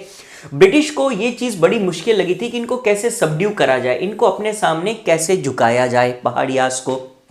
फिर 1770 ईयर आने तक उनको लगा कि इन पहाड़ियास को डील करने का एक ही तरीका है, और वो है ब्रूटल एक्सटर्मिनेशन। एक्सटर्मिनेशन यानी इनको जड़ से उखाड़ फेंको, मार दो इन पहाड़ियों को, क्योंकि ये मानने वाले हैं नहीं, वायलेंट है, सेवेज है, लड़ रहे हैं, मार रहे हैं, मार काट होती है रोज की। तो इस चक्कर में ब्रिटिश ने उनको खत्म करने का मिशन शुरू किया, चेजिंग एंड किलिंग देम। पीछा करो और मार दो इनको। लेकिन फिर जैसे जैसे टाइम बीता तो एक बहुत अच्छे ब्रिटिश ऑफिसर थे जिनका नाम था अगस्टस क्लीवलैंड। वो उस वक्त भागलपुर के कलेक्टर बनकर आए थे। भागलपुर राजमहल हिल्स के पास वाला ही इलाका है। तो भागलपुर के कलेक्टर अगस्टस क्लीवलैंड को लगा कि पहाड़िया से ज़्यादा लड़ने का क्या फ़ायदा है, क्यों ना इनको प्यार से मना लिया जाए। तो उन्होंने ना पॉलिसी ऑफ पैसिफिकेशन अपनाई, यानी कि उनको पैसिफाई करने की कोशिश करी, उनको शांत करने की कोशिश करी, प्यार से समझा बुझाकर अपना काम निकालने की कोशिश करी। उन्होंने पहाड़ियास को बोला कि हम आपको एनुअल अलाउंस देंगे, अलाउंस का मतलब खर्चा देंगे, आप हमसे सालाना खर्च ले जाओ। और जो पहाड़िया चीफ है ना, उनको बोला कि आप हमसे खर्चा ले जाओ लेकिन डिसिप्लिन मेंटेन करो अपने लोगों के बीच। उन्होंने ये डील किसके साथ करी थी? इन पहाड़िया मुखिया जो होते थे ना, चीफ, उनके साथ। उन्होंने उन सभी चीफ्स को बुलाया, उनको बोला कि आप हमसे पैसे ले लो लेकिन प्रॉमिस करो कि आपके लोग तमीज से रहेंगे, हम प्लेन पीपल जमींदारों को मारेंगे काटेंगे नहीं, बदले में पैसे दे रहे हैं हम आपको क्या प्रॉब्लम है? तो बहुत सारे पहाड़िया चीफ इस बात से खुश हो गए, एग्री हो गए और उन्होंने अंग्रेजों से, ब्रिटिश से अलाउंस लेना शुरू कर दिया। लेकिन कुछ चीफ ने नहीं भी लिया। कुछ चीफ जो ज़्यादा स्वाभिमानी थे उन्होंने मना कर दिया कि हम आपसे भीख नहीं लेंगे, हमें नहीं चाहिए, हम तो लड़ेंगे। तो ऐसे में कुछ चीफ ने रिफ्यूज़ कर दिया। लेकिन अब जिन्होंने रिफ्यूज कर दिया अब वो ब्रिटिश के दुश्मन हो गए, क्योंकि वो ब्रिटिश की बात नहीं मान रहे। तो ऐसे में अब क्या करेंगे? वो लोग डर के मारे विड्रॉ डीप इनटू द हिल, वो और पहाड़ियों के अंदर की और घने जंगलों के अंदर चलते चले गए, क्योंकि ब्रिटिश के साथ में या तो उनसे कीमत ले लो, चुपचाप बैठ जाओ, अगर नहीं बैठ सकते तो फिर जाओ, फिर जंगल छोड़कर घने जंगलों के अंदर जाओ। ब्रिटिश ने उनको सबड्यू करने का हर तरीका अपनाया, कई बार उनकी जमीनें छीन ली।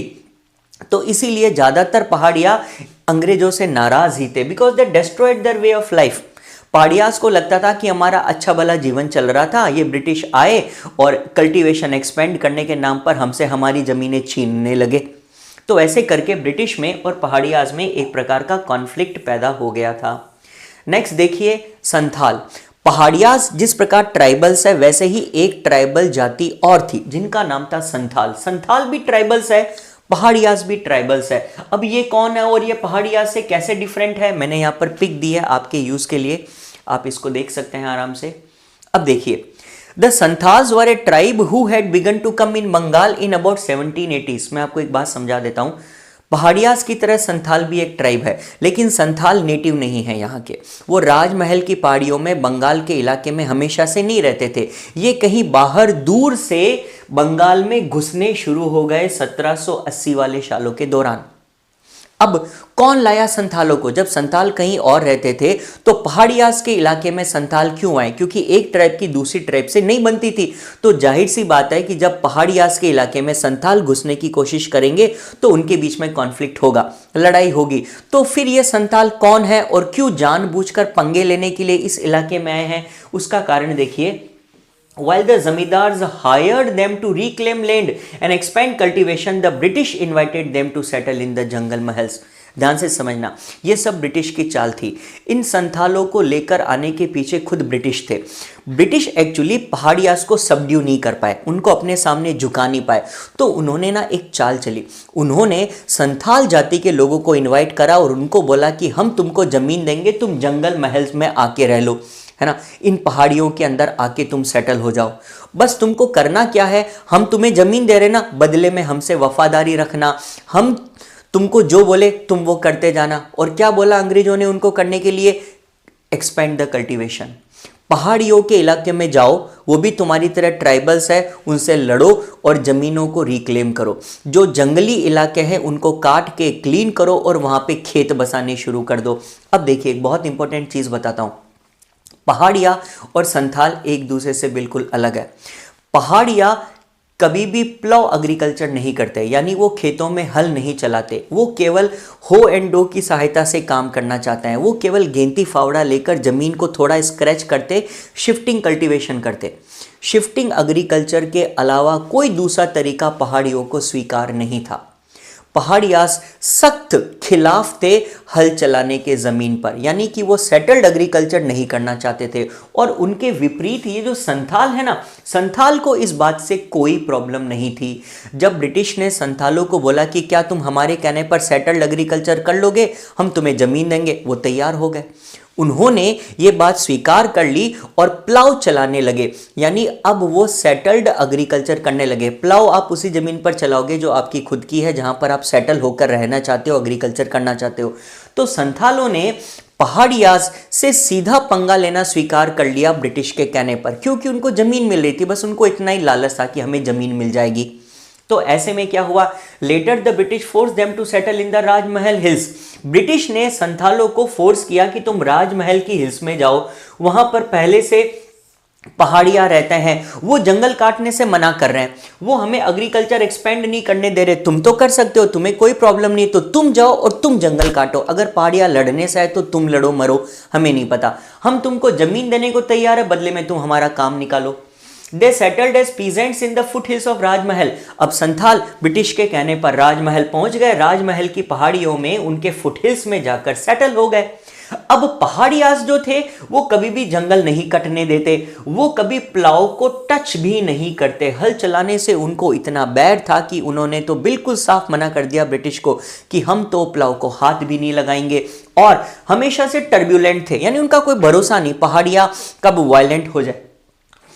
लेकिन इसके विपरीत जो संथाल थे वो बिल्कुल अलग है, वो बिल्कुल आइडियल सेटलर्स थे, एकदम परफेक्ट। अगर आप चाहते हो कि वो सेटल होकर एग्रीकल्चर करे, संथालों को कोई प्रॉब्लम नहीं है, वो करने को तैयार थे, वो फॉरेस्ट क्लियर करने को तैयार थे और प्लाउइंग के लिए भी तैयार थे। यानी कि ब्रिटिश जो चाहते थे ना उनको वो संथालों में मिला। संथाल उनके लिए बिल्कुल आदर्श ट्राइब है, जो कहोगे मान लेंगे, प्लाव एग्रीकल्चर कर लेंगे, जंगल काट लेंगे, उनको जंगल से कोई लगाव नहीं है संथालों को, उनको तो बस जमीन चाहिए थी। इस चक्कर में ब्रिटिश एक्चुअली खुश हो गए कि यार चलो हमारा काम संथालों से निकल जाएगा, अब हमें पहाड़ियों की गरज करने की कोई ज़रूरत नहीं है। नेक्स्ट, दामिनी कोह, ये इंपॉर्टेंट क्वेश्चन है, इस बार भी आ सकता है। दामिनी कोह देखो क्या है। जब ब्रिटिश ने, ये संथाल कुछ इस प्रकार का इनका गांव हुआ करता था, यहाँ पर एक पिक आपको दी गई है, अब इस चीज को समझिए। The Santhals were given land and persuaded to settle in the foothills of Rajmahal. जैसे कि ब्रिटिश ने प्रॉमिस किया था, उन्होंने संथालों को राजमहल के फुटहिल्स पर सेटल कर दिया और उनको अपनी खुद की जमीन दे दी। ये इलाका जो ब्रिटिश ने संथालों को रहने के लिए दिया था, इस इलाके, इस टेरिटरी को कहा जाता है दामिनी कोह। This large area given to Santhal was demarcated as Damini Koh. This was declared to be the land of Santhal। British इतने खुश थे संथालों से कि उन्होंने उनको प्रॉमिस किया कि यह संथालों का इलाका कहलाएगा हमेशा से, उनको इसके अंदर रहना है, प्लाव एग्रीकल्चर करना है यानी हल चलाना है, और सेटल्ड पीजेंट बन के दिखाना है। फिर द दामिनी को was enclose with boundary pillar. अंग्रेजों ने जो दामिनी को वाला इलाका था ना, बाकायदा उसकी चारों ओर बाउंड्री बनाई, एंक्लोज किया उसको पिलर्स से और उनको सेपरेट कर दिया।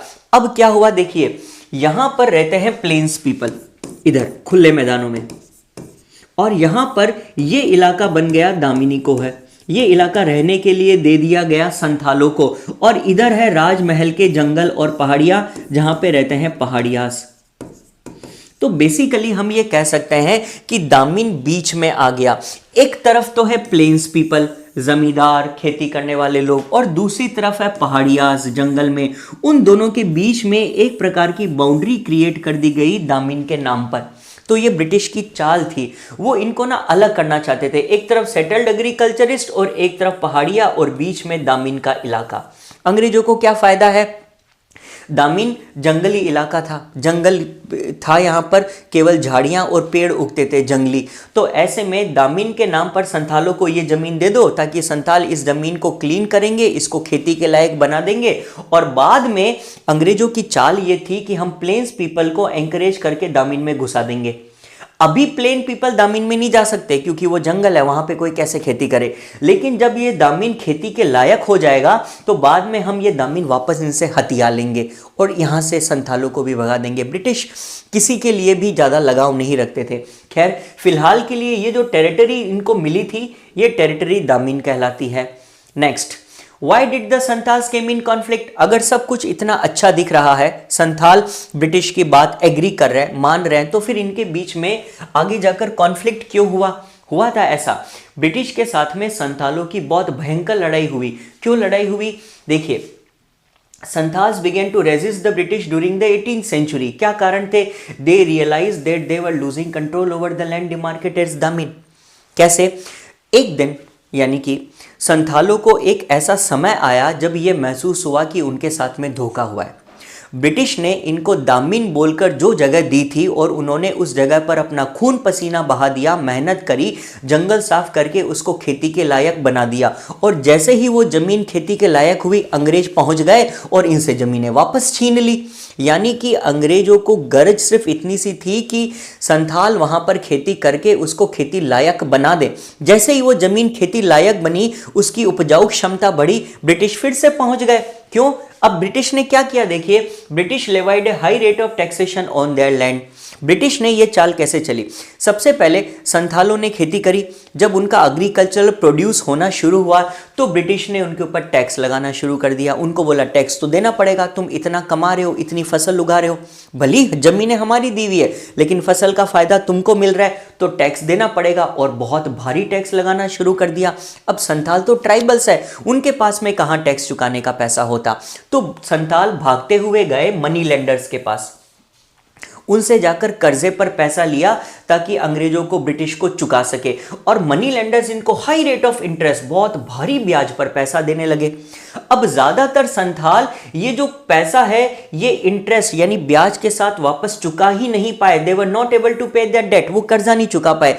तो इन मनी लेंडर्स ने क्या किया, जमींदारों ने क्या किया, उनसे जमीनें गिरवी रखवा ली और उनको जमीनों से खाली करवा लिया। यानी कि ये सारा देखो कैसे ये साजिश काम कर रही है। ब्रिटिश ने संथालों को जमीन दी, उनको बोला खेती करो, उन्होंने खेती करी। जब वो जमीन अच्छी हो गई तो ब्रिटिश वहां पे पहुंच गए, उनके ऊपर टैक्स लगा दिया। अब संथाल टैक्स नहीं दे पाए तो उन्होंने कर्जा लिया जमींदारों से। जमींदारों ने बहुत ऊंची ब्याज दर, हाई इंटरेस्ट रेट पर कर्जा दिया। जब कर्जा नहीं चुका पाए तो उनसे जमीनें गिरवी रखवाई हुई थी, वो खाली करवा ली, उनको दामिन से निकाल दिया। ये जमीनें वापस जमींदारों के पास आ गई, लेकिन इस बार वहां खेत है संथालों की वजह से। इस वजह से संथालों को लगा कि ये तो हमारे साथ में बहुत भारी धोखा हुआ है। और 1855-56 के अंदर शुरू हुआ संथाल रिवोल्ट। संथालों ने ब्रिटिश के खिलाफ रिवोल्ट कर दिया और इस रिवोल्ट का लीडर था ये व्यक्ति जो आपको यहाँ पे स्क्रीन पे दिख रहा है। इसका नाम है सिद्धू मांझी। इसकी लीडरशिप में संथाल रिवोल्ट हुआ था, जिसमें इट वाज ब्लडी रिवोल्ट, बहुत खून खराबा हुआ था, बहुत अंग्रेज मारे गए, संथाल मारे गए। खैर फाइनली वो किस्सा ख़त्म हुआ और संथालों को एनीवेज बाद में ब्रिटिश ने उनको खुश करने के लिए उनको काफ़ी सारा इलाका दे दिया था। संथाल रिवोल्ट के बाद में संथाल परगना बनाकर उनको दे दिया गया। राजमहल का वो जो दामिन वाला हिस्सा था बाद में इन्हीं को दे दिया गया था। तो बाद में अंग्रेज़ों ने इनको पैसिफाई करने के लिए ये काम भी किया। खैर यहाँ पर जाकर आपका आधा चैप्टर ख़त्म होता है, एक पोर्शन ख़त्म हो गया कि किस प्रकार पहाड़िया, संथाल के ये सब बातें हुई। ये सब बातें ज़्यादातर फ्रांसिस बुचानन के रिकॉर्ड्स से हमें देखने को मिलती है जो हमने पढ़ लिया। अब हम चलते हैं चैप्टर के नेक्स्ट पार्ट के ऊपर जो कि है ब्रिटिश ईस्ट इंडिया कंपनी के ऊपर बेस्ड। बंगाल से निकलकर ये ब्रिटिश उसके बाद में पहुंचे बॉम्बे डेक्कन वाले इलाके में। अभी तक बंगाल में जो इनका रेवेन्यू सिस्टम था ना, उसी सिस्टम को इन्होंने लेकर बॉम्बे डेक्कन में गए। वहां पर भी जाना है, वहां पर भी टैक्स वसूल करना है लोगों से। तो बॉम्बे डेक्कन क्या है? Bombay Deccan basically western part of India है। आज जहां पर इंडिया का वेस्टर्न पार्ट पड़ता है बॉम्बे, ये इलाका कभी पहले बॉम्बे डेक्कन कहलाता था। अब अंग्रेज यहाँ पे गए, लेकिन अंग्रेज इस बार थोड़ा सा सावधानी से गए। क्यों? क्योंकि बंगाल में उन्होंने परमानेंट सेटलमेंट लागू किया था जो फेल सिस्टम था, वो कोई खास चला नहीं। उसकी वजह से जमींदारियाँ कोलैप्स हुई, उसकी वजह से जमींदारियाँ ऑक्शन हुई। फिफ्थ रिपोर्ट ने ईस्ट इंडिया कंपनी की इतनी धज्जियाँ उड़ाई ब्रिटेन में। तो ऑब्वियसली इस बार ईस्ट इंडिया कंपनी पहले से कॉशियस थी। वो जानती थी कि परमानेंट सेटलमेंट बंगाल में लागू किया, कुछ फायदा नहीं निकला, उल्टी इंसल्ट हुई। तो इस बार जब वो बॉम्बे डेक्कन में गए तो बॉम्बे डेक्कन में उन्होंने तय किया कि हम परमानेंट सेटलमेंट लागू नहीं करेंगे, हम कोई दूसरा तरीका लागू करेंगे, एक ऐसा तरीका जो हमारे पक्ष में हो। ऊपर से परमानेंट सेटलमेंट लॉस भी तो था। लॉस क्या था? परमानेंट सेटलमेंट एक बार आपने जो तय कर दिया आप उससे ज़्यादा टैक्स ही नहीं ले पाओगे, हमेशा इन परपेचुइटी वो फिक्स हो जाता था। तो इस बार उन्होंने टेम्पररी सेटलमेंट लागू किया। उन्होंने तय किया कि हम बॉम्बे डेक्कन में वो गलती नहीं करेंगे जो हमने बंगाल में कर दी। इस हिसाब से उन्होंने परमानेंट सेटलमेंट की जगह एक नया सिस्टम लागू करा जिसे कहा जाता है रियोतवाड़ी सिस्टम।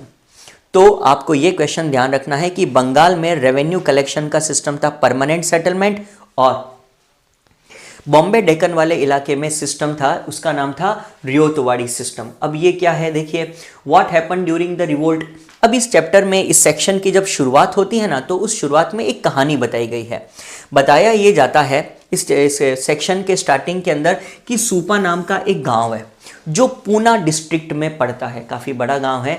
इस सूपा गांव में अचानक से एक आंदोलन की शुरुआत हो जाती है, एक मूवमेंट। कब? 12 मई 1875 को, है ना। ये एक इकलौता मूवमेंट नहीं है, ऐसे और भी बहुत सारे मूवमेंट्स हुए थे। 18 मतलब आप देख लीजिए, कुल मिलाकर ये कहा जा सकता है कि 1875 वाले ईयर में और इसके आसपास इस पूरे बॉम्बे डेक्कन इलाके में कई पीजेंट रिवोल्ट हुए थे, कई ऐसे मूवमेंट्स हुए थे। उनमें से एक मूवमेंट को यहाँ पर बताया गया, सूपा गांव में हुआ था। अब हुआ क्या था इस मूवमेंट में, इस गांव में रहने वाले और इस गांव के आसपास में रहने वाले जो पीजेंट्स यानी कि रियोत थे, वो अचानक गांव के मार्केट में पहुंचे और वहां के जो शॉपकीपर्स थे उन पर अटैक कर दिया और उनसे डिमांड करने लगे कि हमें तुम्हारे बही खाते ला कर दो, है ना। क्यों? क्योंकि शॉपकीपर्स जो है, मनी लेंडर्स है, ट्रेडर्स है, वही तो बही खाते रखते हैं। उनके बही खाते उनसे मांगे, बही खाता यानी अकाउंट बुक मांगा, और उनके पास में जो डेट बॉन्ड्स है यानी कर्जा देते वक्त जब आप किसी इंसान के साथ जो एग्रीमेंट साइन करते हो ना, बॉन्ड, उसको डेट बॉन्ड कहते हैं। तो इनसे मांगा कि तुम्हारे बही खाते, तुम्हारे डेट बॉन्ड्स ला कर दो। और क्या किया उनका, उन्होंने उनको बर्न्ट यानी जला दिया। फिर उसके बाद में इतना ही नहीं रुके कि अकाउंट बुक्स और डेट बॉन्ड्स जला दिए, फिर उसके बाद में उन्होंने वहां की ग्रेन शॉप्स जो थी, अनाज की दुकानें, वो लूट ली और जो साहूकार थे उनके घरों को आग लगा दी। साहूकार कौन होते थे? साहूकार वो लोग हैं जो ट्रेडिंग भी करते हैं, मनी लेंडर भी है। तो ऐसे में उनके घरों को आग लगा दी। अब इसके बदले में उन लोगों ने शिकायत करी ब्रिटिश को, तो ब्रिटिश पुलिस ने क्या किया, वो वहां के गांवों में गए और हाथों हाथ इस स्थिति को संभालने के लिए पुलिस पोस्ट हर एक गांव के अंदर लगा दी कि भाई पुलिस वहां पे खड़ी कर दी कि अगर कोई भी ये गांव वाले पीजेंट्स वगैरह पहुंचे, हंगामा करे, राइट्स करे, तो उनको अरेस्ट कर लिया जाए। तो ये सारा का सारा रिवोल्ट है ना, बॉम्बे डेक्कन के कंट्री साइड यानी ग्रामीण इलाके में हुआ। कहां पर? पूना के सूपा के अंदर।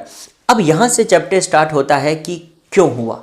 हम देख रहे हैं ना पीजेंट का रिवोल्ट, क्यों हुआ ये पीजेंट का रिवोल्ट, आखिर इन पीजेंट्स को क्या शिकायत थी इनसे, ब्रिटिश से, कि ये सारा इतना खेल हो गया।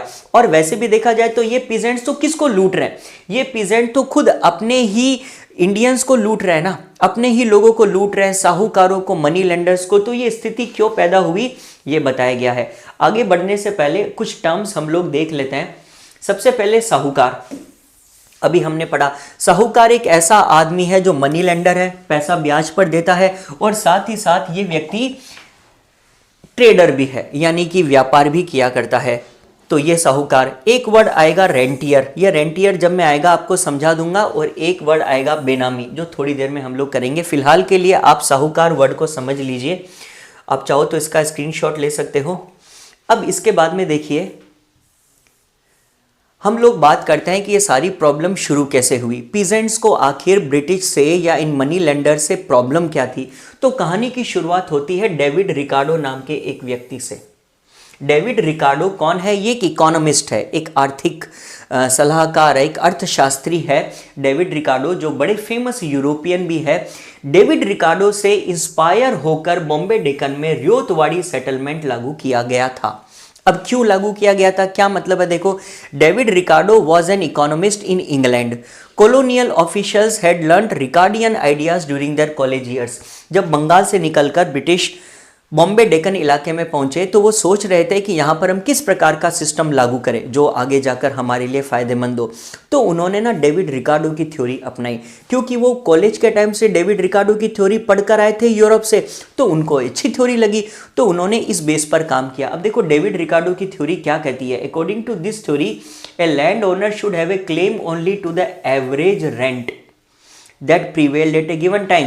If the peasant earn more than this average rent, then the state needed to tax this surplus। David Ricardo ने एक बड़ी गजब बात बोली। उसने बोला कि किसान के पास हमेशा कम पैसा रहने दो, उसके पास में केवल इतना ही पैसा रहने दो जिसको उसने बोला एवरेज रेंट, एक तय पैसा है, इतना ही किसान के पास में रहना चाहिए। क्यों?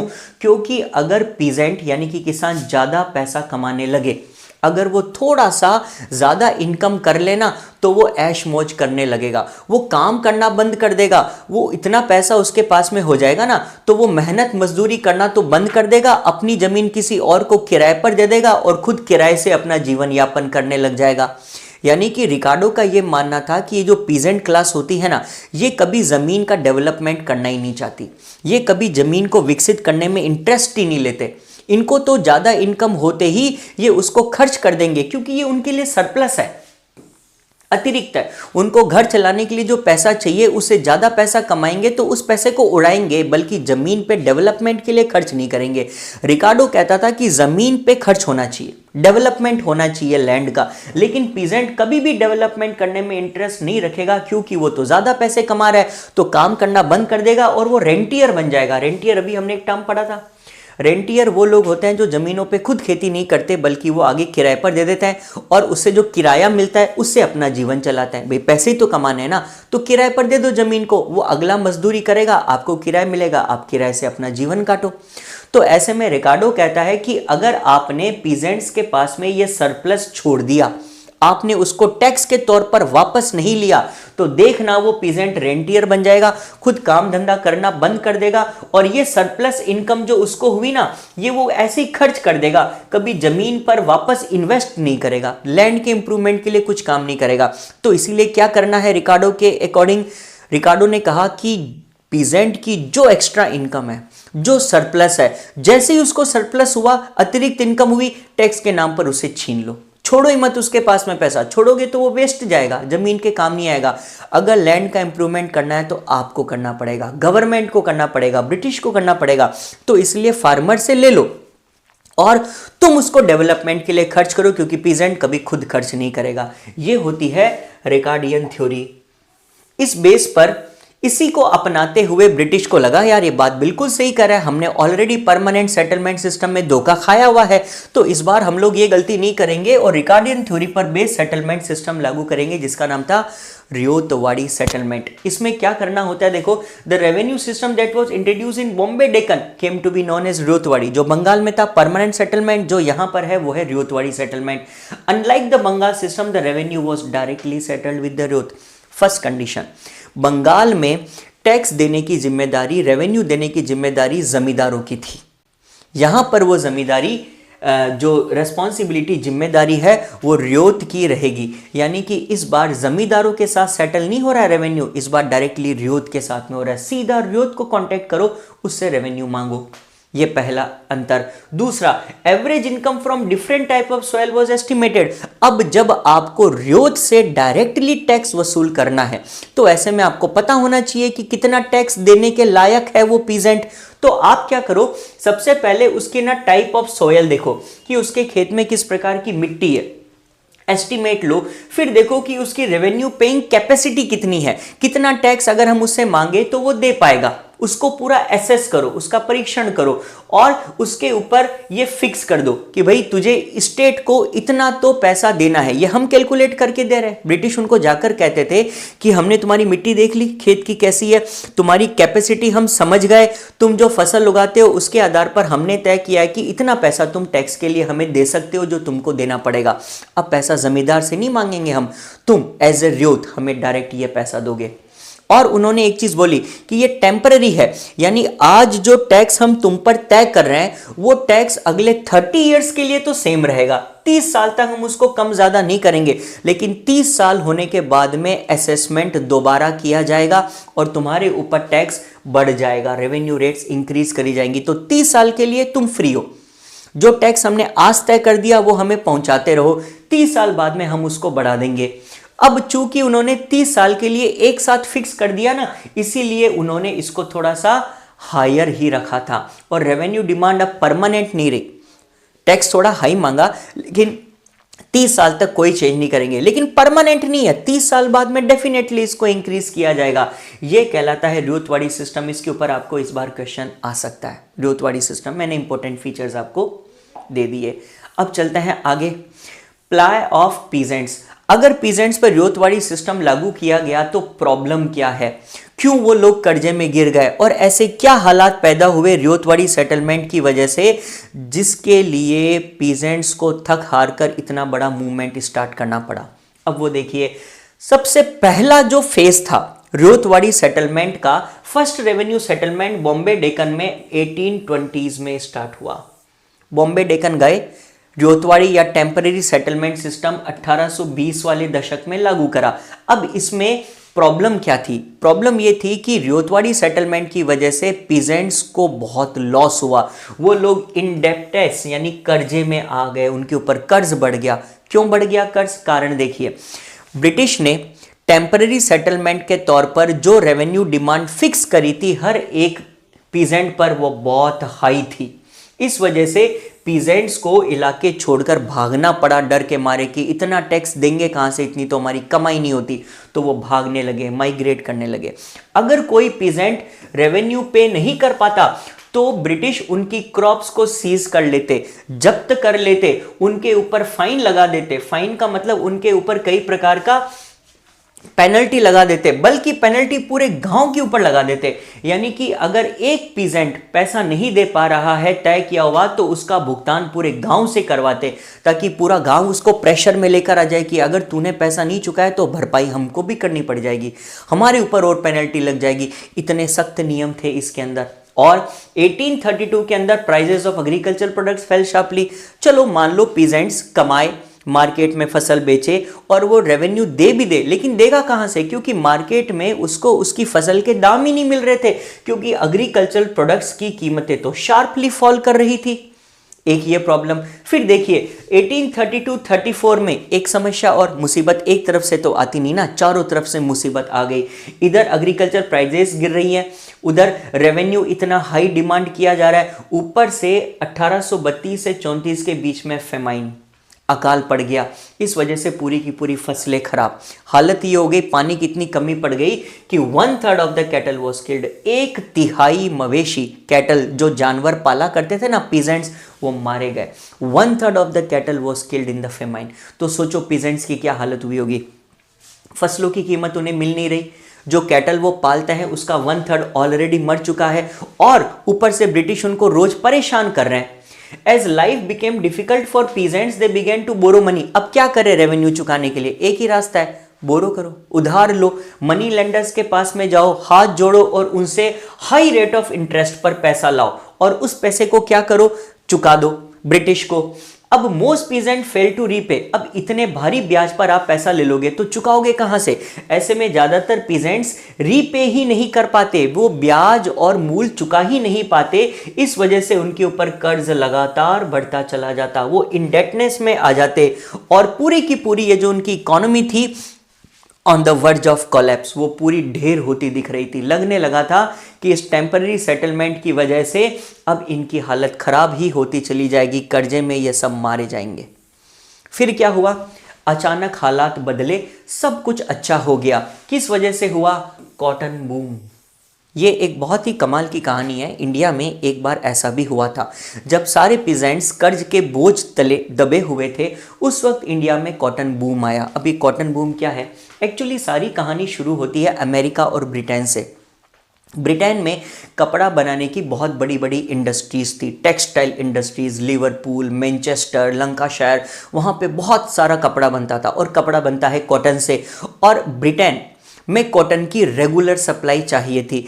अब ये जो कॉटन है ना, ज़्यादातर ब्रिटेन ये कॉटन अमेरिका से खरीदता था। अमेरिका इनको ज़्यादातर रो कॉटन की सप्लाई किया करता था। लेकिन फिर एक बार क्या हुआ, अचानक अमेरिका में शुरू हो गया अमेरिकन सिविल वार। इस अमेरिकन सिविल वार का मतलब जब नागरिक सरकार से लड़ पड़े, उनके बीच में बहुत लड़ाइयाँ हुई, दंगे होने लगे देश में। अब ऐसे में एग्रीकल्चर प्रोडक्शन तो सफ़र करता ही है। तो अमेरिकन सिविल वार जो 1861 में हुआ, ये याद रखना इंपॉर्टेंट है, 1861 में हुआ था अमेरिकन सिविल वार। इस सिविल वार की वजह से जो रो कॉटन इंपोर्ट आता था अमेरिका से, वो अचानक गिर गया। अब ब्रिटेन में अमेरिका से रो कॉटन पहुंचना खत्म हो गया, और नॉर्मली जितना होता था ना, अगर नॉर्मली 100% होता है तो अब ये हो गया लेस देन 3%। 3% से भी कम कॉटन अमेरिका से ब्रिटेन पहुंच पा रहा है। 97% की डेफिशिएंसी क्रिएट हो गई। अब ब्रिटिश तो घबरा गए, अगर रॉ कॉटन नहीं मिलेगा तो उनकी टेक्सटाइल इंडस्ट्रीज कैसे चलेगी। तो उन्होंने हाथों हाथ, एक्चुअली उनकी प्लानिंग पहले से थी, वो जानते थे कभी भी अमेरिका से सप्लाई रुकी तो हम मुसीबत में फंस जाएंगे। तो ऑलरेडी उन्होंने इंडिया के ऊपर अपनी नजर रखी हुई थी, क्योंकि इंडिया में कॉटन बहुत अच्छा उगता है। क्यों उगता है? बिकॉज इंडिया में पाई जाती है ब्लैक कॉटन सॉइल, और ब्लैक कॉटन सॉइल कहां पाई जाती है? डेक्कन वाले इलाके में। तो इंडिया में जो डेक्कन का इलाका है ये बहुत अच्छा कॉटन प्रोड्यूस कर सकता है। तो ऐसे में अमेरिका में जब कॉटन की सप्लाई बाधित हुई तो उन्होंने इमीडिएटली इंडिया को एक अल्टरनेटिव, एक विकल्प के तौर पर सेलेक्ट किया, और इंडिया में उन्होंने कॉटन प्रोडक्शन को बढ़ावा देना शुरू किया। हाथों हाथ फ्रेंटिक मैसेजेस भेजे गए इंडिया के अंदर। जो एक्सपोर्टर्स थे उनको बोला गया कि ब्रिटेन में कॉटन की बहुत सख्त ज़रूरत है, कॉटन ग्रो करना चालू करो। उन लोगों ने क्या किया, जो एक्सपोर्टर्स थे उनको बोला कि हम तुम्हें मुंह मांगी रकम देंगे, पैसा देंगे तुमको, तुम ये पैसा साहूकारों को दो, साहूकारों को बोलो कि गांव गांव में जाकर मनी लेंडर्स को पैसा दो, और मनी लेंडर्स को बोलो कि तुम किसानों को पैसा देना शुरू करो, पीजेंट्स को एडवांस में पैसा दो, और उनको बोलो कि कॉटन ग्रो करो, इतना कॉटन ग्रो करो जितनी तुम्हारी क्षमता बन सकती है। क्यों? क्योंकि ब्रिटेन में कॉटन बॉग की खपत बहुत ज्यादा है। तुम जितना कॉटन ग्रो करोगे हम खरीदने के लिए प्रॉमिस कर रहे हैं, तुम तो बस कॉटन ग्रो करो ताकि हमें कॉटन की सप्लाई रुके नहीं। अचानक से पूरे इंडिया में जश्न का माहौल हो गया। सारे पीजेंट्स को पता चला कि मनी लेंडर्स उनको फुल क्रेडिट दे रहे हैं, क्रेडिट फ्लोज इजीली, बड़ी आसानी से उनको कर्जा मिल रहा है। और तो और मनी लेंडर्स उनको प्रॉमिस कर रहे थे कि लॉन्ग टर्म के लिए क्रेडिट दे देंगे तुमको, लंबे समय तक ले जाओ हमसे पैसा, बस तुम कॉटन ग्रो करो। क्यों? क्योंकि इंग्लैंड में कॉटन चाहिए था, इसीलिए। अब क्या हुआ, जो एक्सपोर्ट मर्चेंट्स थे बॉम्बे के, वो ज़्यादा से ज़्यादा कॉटन लेना चाहते थे। ब्रिटिश डिमांड को मीट करने के लिए उन्होंने साहूकारों को एडवांस दिया, साहूकारों ने आगे रूरल मनी लेंडर्स को दिया, रूरल मनी लेंडर्स ने आगे पीजेंट्स को दिया। तो पीजेंट के हाथ में अचानक पैसा पहुंच रहा है, और वो क्या करेगा इस पैसे का? उन्होंने ये पैसा लगाकर कॉटन की ग्रोथ शुरू करवा दी, कॉटन का प्रोडक्शन स्टार्ट कर दिया। अचानक से मार्केट में कॉटन प्रोडक्शन में बूम आ गया। सारे के सारे पीजेंट्स लगे पड़े हैं कॉटन को ग्रो करने में, ज़्यादा से ज़्यादा ज़मीनें खरीद रहे हैं और उसके ऊपर कॉटन ग्रो कर रहे हैं, क्योंकि खरीदने के लिए तो ब्रिटेन रेडी है ही है। फिर क्या हुआ, 1862 आते आते, देखिए 1861 अमेरिकन सिविल वॉर हुआ, एक ही साल 1862 के अंदर आते आते 90% of cotton was exported from India. India से ब्रिटेन के लिए जो ज़रूरी है उसका 90% कॉटन इंडिया से एक्सपोर्ट होने लगा एक साल के अंदर। तो ये तो कॉटन का बूम ही है इंडिया के अंदर, और कॉटन बूम ऑब्वियसली डेक्कन में ही आना था। फिर क्या हुआ, why did the cotton boom not bring prosperity? एक क्वेश्चन ये कहता है कि अगर ये कॉटन बूम आया तो हमें क्या लगता है, कॉटन बूम आया होगा तो किसानों को तो मजे हो गए होंगे, उन्होंने तो खूब दबा के पैसा कमाया होगा। क्या किसानों को इसकी प्रॉस्पेरिटी मिली? क्या किसान समृद्ध हो गए? क्या उन्होंने इतना पैसा कमाया कॉटन बूम के तहत? तो इसका आंसर है नो। बेचारे किसान इस मौके का फायदा नहीं उठा पाए। क्यों नहीं उठा पाए? एक्चुअली देखो, वो कॉटन क्यों सप्लाई कर रहे थे ब्रिटेन को? क्योंकि अमेरिका में सिविल वॉर चल रहा था, अमेरिका ने हाथ पीते खींच लिए, वो कॉटन नहीं दे रहा तो इंडिया ने देना शुरू कर दिया, इस वजह से इंडिया में आ गया कॉटन बूम। लेकिन तभी अचानक एक खबर आई कि अमेरिका में सिविल वॉर खत्म। अगर सिविल वॉर अमेरिका में जैसे ही खत्म हुआ, अमेरिका से वापस कॉटन की सप्लाई ब्रिटेन के लिए स्टार्ट हो गई। अब जैसे ही ब्रिटेन में अमेरिका का कॉटन आने लगा, ब्रिटेन ने इंडिया से लेना कम कर दिया। क्यों? क्योंकि ब्रिटेन और अमेरिका शुरुआत के साथी है। एक्चुअली देखा जाए तो अमेरिकन बेसिकली यूरोपियंस ही तो हैं जो वहां जाकर बस गए, तो पहले वो अपना भाईचारा निभाएंगे ना। तो ब्रिटिश ने कॉटन वापस अमेरिका से लेना शुरू कर दिया और इंडिया से कॉटन की सप्लाई को लेना कम कर दिया। अब यहाँ के किसान तो सपने सजा के बैठे थे, यहाँ के किसान तो भारी कर्जा ले लेकर जमीनों पर खेती करके कॉटन पर कॉटन उगा रहे। उन्होंने तो भीड़ लगा दी कॉटन की, और अचानक से ब्रिटेन ने हाथ पीछे खींच लिए। ब्रिटेन कहने लगा कि हमें अमेरिका से मिल रहा है, अब हम तुमसे क्यों लें।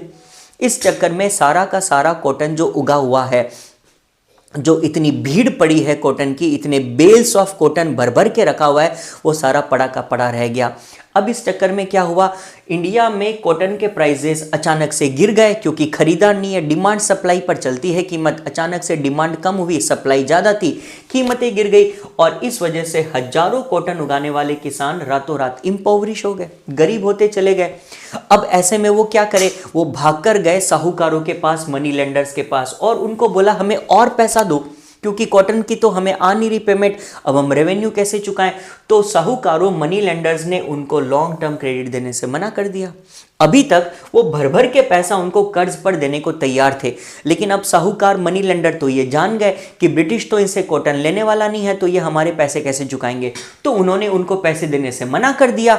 और अचानक से क्या हुआ, पैसे देने से मना किया जो कोई बात नहीं, बल्कि उन्होंने उनसे पुराना दिया हुआ पैसा मांगना और शुरू कर दिया। जो आउटस्टैंडिंग यानी बकाया थे उनके ऊपर, वो मांगने शुरू कर दिए। अब पीजेंट तो मारा गया, इधर उसका उगाया हुआ कॉटन खरीदने को ब्रिटिश तैयार नहीं है, ऊपर से साहूकार, मनी लेंडर उनको लोन देने के लिए तैयार नहीं है, और एक समस्या और आ गई।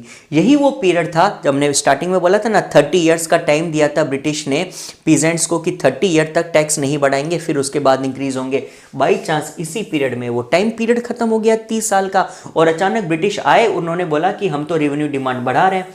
उन्होंने 50 to 100% डिमांड बढ़ा दी, यानी कि जो पैसा उनको देना था पीजेंट्स को, उस पैसे में उन्होंने कई जगह पर तो 50% इंक्रीमेंट कर दिया और कई जगह पर 100% कर दिया। अचानक से रियोत तो चारों ओर से मारे गए। इधर ब्रिटिश उन पर रेवेन्यू डिमांड इंक्रीज कर रहे हैं, मनी लेंडर पैसा नहीं दे रहे, उनका उगाया हुआ कॉटन कोई खरीद ही नहीं रहा, है ना। इंक्रीजिंगली उनके लिए डिफिकल्ट होता जा रहा था कि हम रेवेन्यू कैसे पे करें, ऊपर से कॉटन की प्राइसेस है ही नहीं, तो मार्केट में भी नहीं बेच सकते, खरीदार ही नहीं है। तो रियोत या पीजेंट तो चारों ओर से भयंकर परेशान होने लगे। अब यही सारा कारण था कि पीजेंट्स इतने नाराज हो गए कि वो इतने चारों तरफ से परेशान हो गए, उनको और कुछ नहीं सूझा, तो उन्होंने लड़ाई दंगे शुरू कर दिए। उन्होंने साहूकारों और मनी लेंडर्स को अटैक करना शुरू कर दिया, उनको टारगेट बनाया, उनके ऊपर आरोप लगाया कि तुम्हारी वजह से हम मारे गए, तुम हमें हमेशा से क्रेडिट देते थे लेकिन तुम हमें क्यों नहीं दे रहे हो। उन्होंने अपना सारा गुस्सा इन साहूकारों पर, मनी लेंडर्स पे निकाला, इनकी दुकानें अटैक कर दी, लूट लिया इनको। देखो व्हाट एनरेज्ड द पीजेंट्स, किस बात पर, है ना, जब कॉटन बूम एंड हुआ तो किसान किस बात पर इतना परेशान हुए और वो इतने कर्जे में क्यों आए। तो इसके कारण यह है, देखो सबसे पहला कारण था refusal of money lenders to give loan. अब ये मनी लेंडर्स पीजेंट्स को और लोन नहीं दे रहे, ये उनकी पहली परेशानी। दूसरा, peasants were enraged because the money lenders were insensitive to their plight. देखो इन्होंने पैसे देने से मना किया, कोई बात नहीं, मनी लेंडर है ना, मर्जी नहीं देगा तो नहीं देगा, लेकिन प्रॉब्लम ये थी कि मनी लेंडर्स इनको इंसल्ट कर रहे थे, पैसा नहीं दे रहे। लेकिन आज जब किसान आपके हाथ जोड़ रहा है, वो आपसे रिक्वेस्ट कर रहा है, प्लाई आप समझ नहीं रहे हो उसकी, वो इनसेंसिटिव हो चुके थे, असंवेदनशील, उनको कोई फर्क नहीं पड़ता कि पीजेंट मरे डूबे। अभी तक आप उनको ब्याज पे पैसा दे रहे हो, और आज जब आपको लगा कि वो ब्याज चुका पाएगा, इन्हें चुका पाएगा, अपने हाथ पीछे खींच लिए। इस बात से ज्यादा नाराज थे पीजेंट्स को लगता था यार मत दो हमें कर्जा, लेकिन हमारी जरूरत को तो समझो, हमारे प्रति इतना इनसेंसिटिव क्यों हो रहे हो। इस बात ने ज्यादा दिल दुखाया था पीजेंट्स का। और एक और चीज है, पीजेंट्स को लगा कि वायलेट किए जा रहे हैं उनके कस्टमरी नॉर्म्स, है ना, by refusing to give them advance. देखो फसल उगाने के लिए अगर किसान को एडवांस चाहिए तो उसे मिलना चाहिए, अगर उसे कर्जा की ज़रूरत है तो मनी लेंडर को देना चाहिए, ये उनका कस्टमरी नॉर्म है भाई। उधर ग्रामीण इलाकों में, गांवों में ये रीति रिवाज थे कि मनी लेंडर, साहूकार ज़रूरत पड़ने पर मदद करेगा, मना नहीं कर सकता। लेकिन अब जब मना कर रहे हैं ना मनी लेंडर्स, तो ये एक प्रकार से इस नॉर्म्स को ब्रेक कर रहे हैं, वायलेट कर रहे हैं। और एक समस्या, मनी लेंडर्स तो कभी कभी मैनिपुलेट भी करते थे लॉ को और फोर्स्ड अकाउंट्स यूज करते थे। यानी मनी लेंडर ने जब पीजेंट को पैसा दिया तो उससे एक डेट एग्रीमेंट साइन करवाया, कई बार वो उसमें झूठी रकम एंटर कर देते ताकि उनसे ज़्यादा ब्याज वसूल सके, झूठे आंकड़े उसके अंदर लिख देते, इन डॉक्यूमेंट्स की फोर्जिंग कर लेते, जाली अकाउंट्स बना देते। और एक समस्या और, interest charge was more than the principal. उस वक्त गांवों में एक रूल हुआ करता था और वो ये था कि ब्याज कभी मूल से ज़्यादा नहीं हो सकता। यानी किसान के ऊपर आप ब्याज लो उसे, लेकिन कभी भी इतना ब्याज मत बना दो कि वो मूल रकम से ज़्यादा हो जाए। पता चले कि किसी पीजेंट ने 1000 रुपये बोरो किए और आपने उसके ऊपर ब्याज लगा दिया 1500 रुपये, यानी कि मूल रकम थी 1000 रुपये, ब्याज के आपने बना दिए 1500 रुपये। ये धोखा है। आप कभी भी इंटरेस्ट को प्रिंसिपल से ज़्यादा नहीं बना सकते, लेकिन मनी लेंडर्स बना रहे थे। मनी लेंडर्स ये कर रहे थे। इनफैक्ट कई बार तो ऐसा हुआ कि किसी पीजेंट ने लोन लिया 100 रुपए का और उसके ऊपर ब्याज निकल गया 2000 रुपए। सोचो 100 रुपए का लोन जो आदमी ले रहा है, क्या वो 2000 का ब्याज भर पाएगा क्या? लेकिन मनी लेंडर्स ने ये चाल चली, उन्होंने मूल से कई गुना रकम तो ब्याज की निकाल दी। इस वजह से ये पीजेंट्स अब नाराज हुए। फिर ब्रिटिश तक ये बातें पहुंची कि इस प्रकार मनी लेंडर्स इनके साथ में धोखाधड़ी कर रहे हैं, इनका एक्सप्लॉयटेशन हो रहा है। तो ब्रिटिश ने भी इस स्थिति को संभालने के लिए लिमिटेशन लॉ लागू किया था। लिमिटेशन लॉ ये कहता है कि अगर कोई मनी लेंडर किसी पीजेंट को पैसा देता है तो वो 3 साल से ज़्यादा समय तक उसके पास में नहीं रहना चाहिए। 3 साल के अंदर पीजेंट से रिकवरी कर लो, है ना। आप उसके पास 3 साल से ज़्यादा अपना पैसा नहीं रख सकते। तो इसका मतलब ये हुआ कि कोई भी मनी लेंडर जो लोन का बॉन्ड बनवाता है, जो एग्रीमेंट साइन करता है कर्जदार के साथ में, पीजेंट के साथ, उसकी वैलिडिटी केवल 3 साल की है। 3 साल के अंदर वो बॉन्ड पूरा हो जाना चाहिए। लेकिन ये मनी लेंडर्स क्या करते थे, 3 साल पूरा होने के बाद में पीजेंट को ये नहीं कहते थे कि हमें पैसा ला कर दे, पीजेंट को ये कहते थे कि हमारे साथ एक नया बॉन्ड साइन कर, और 3 साल में ब्याज सहित तेरा जितना पैसा हुआ वो नए बॉन्ड का प्रिंसिपल अमाउंट मान लेते हैं। मान लो तुमने 100 रुपए हमसे कर्जा लिया, अब वो बढ़कर 500 रुपए हो गया इंटरेस्ट सहित, तो तुम हमें पैसे मत दो, तुम अब है ना 500 रुपए का एक नया उधारी पत्र बना लो, एक नया बॉन्ड साइन कर लो जिसमें ये लिख देते हैं कि तुमने हमसे 500 रुपए टोटल लिए, क्योंकि ब्याज सहित 500 तो हो गए ना, तुमने हमसे 500 लिए और 500 के ऊपर हम तुमसे ब्याज लेना शुरू कर देंगे। तो ऐसे करके उन्होंने ये काम शुरू कर दिया। हर 3 साल से नए बॉन्ड बनाते थे और ब्याज की कीमत को मूल में ऐड कर देते थे और ज्यादा ब्याज वसूलने लगते थे। अब पीजेंट्स बेचारे इलिटरेट, वो इतने पढ़े लिखे तो थे नहीं, वो बड़ी आसानी से चीट हो जाते मनी लेंडर्स से। ऐसे में ये बातें जब पीजेंट्स को समझ में आई तो पीजेंट्स का गुस्सा फूट पड़ा और भयंकर हंगामे की स्थिति वहां पर बन गई। फाइनली ब्रिटिश तक ये बात पहुंची और यही वजह थी जो हमने सेक्शन के स्टार्टिंग में देखा था ना कि वहाँ पे राइट्स हुए, दंगे हुए, वो इसीलिए हुए थे। ये दंगे करने वाले लोग आम पीजेंट्स थे। जब इनको ये बात समझ में आई कि साहूकार मनी लेंडर्स इनके साथ में धोखा कर रहे हैं, मूल से ज़्यादा ब्याज ले रहे हैं, ब्याज पे ब्याज ले रहे हैं, हर 3 साल में नया एग्रीमेंट बनाकर ब्याज बढ़ा दिया जाता है, तो इस बात से नाराज़ होकर उन्होंने तय किया कि अब हम तुमको देंगे नहीं पैसा, ना ब्याज देंगे ना मूल चुकाएंगे, अब हम तुम्हारे साथ में लड़ाई लड़ेंगे। और इन्होंने अटैक करना शुरू किया। भाई ब्याज कैसे मांग सकता है कोई भी मनी लेंडर? उस लोन एग्रीमेंट के तहत ही तो मांगेगा। ये उसके बही खाते जला देते, घर पे लूटपाट करते, बही खाते जला देते, डेट बॉन्ड्स को जला देते और फिर उसको कहते हैं अब मांग के बता ब्याज, अब लेके दिखा हमसे मूल। तो इस प्रकार उन्होंने दंगे करके साहूकारों मनी लेंडर्स को लूटना शुरू कर दिया। जब ब्रिटिश तक ये बात पहुंची तो ब्रिटिश गवर्नमेंट ने इमीडिएटली एक कमीशन बनाया जिसका नाम था डेक्कन राइट्स कमीशन। राइट्स यानी दंगे। डेक्कन इलाके में जो दंगे कर रहे हैं ना पीजेंट्स, उसको रोकने के लिए, उस पर इंक्वायरी करने के लिए कमीशन बैठाया गया। किसने बैठाया, कैसे बैठाया? ये बैठाया गवर्नमेंट ऑफ बॉम्बे ने। Government of Bombay set up a commission of inquiry, जांच पड़ताल के लिए कमीशन बैठाया गया to investigate into the causes of Deccan riots. वो ये जानना चाहते थे कि आखिर ये डेक्कन राइट्स क्यों हुए, इतनी क्या स्थिति खराब हो गई। ये कमीशन ने बहुत काम किया, इंक्वायरी करी, इन्होंने पीजेंट्स के इंटरव्यूज लिए, उनको पूछा, इन्वेस्टिगेट करा, साहूकारों को, मनी लेंडर को, हर किसी को पूछा और फाइनली डेक्कन राइट्स कमीशन ने अपनी रिपोर्ट प्रोड्यूस करी, जिस रिपोर्ट में ये सारी बातें बताई गई थी जो हमने अभी तक डिस्कस करी है।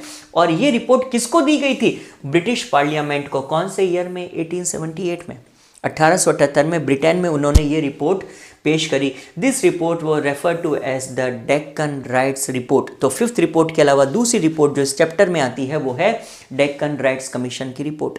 इस रिपोर्ट में क्या कहा गया?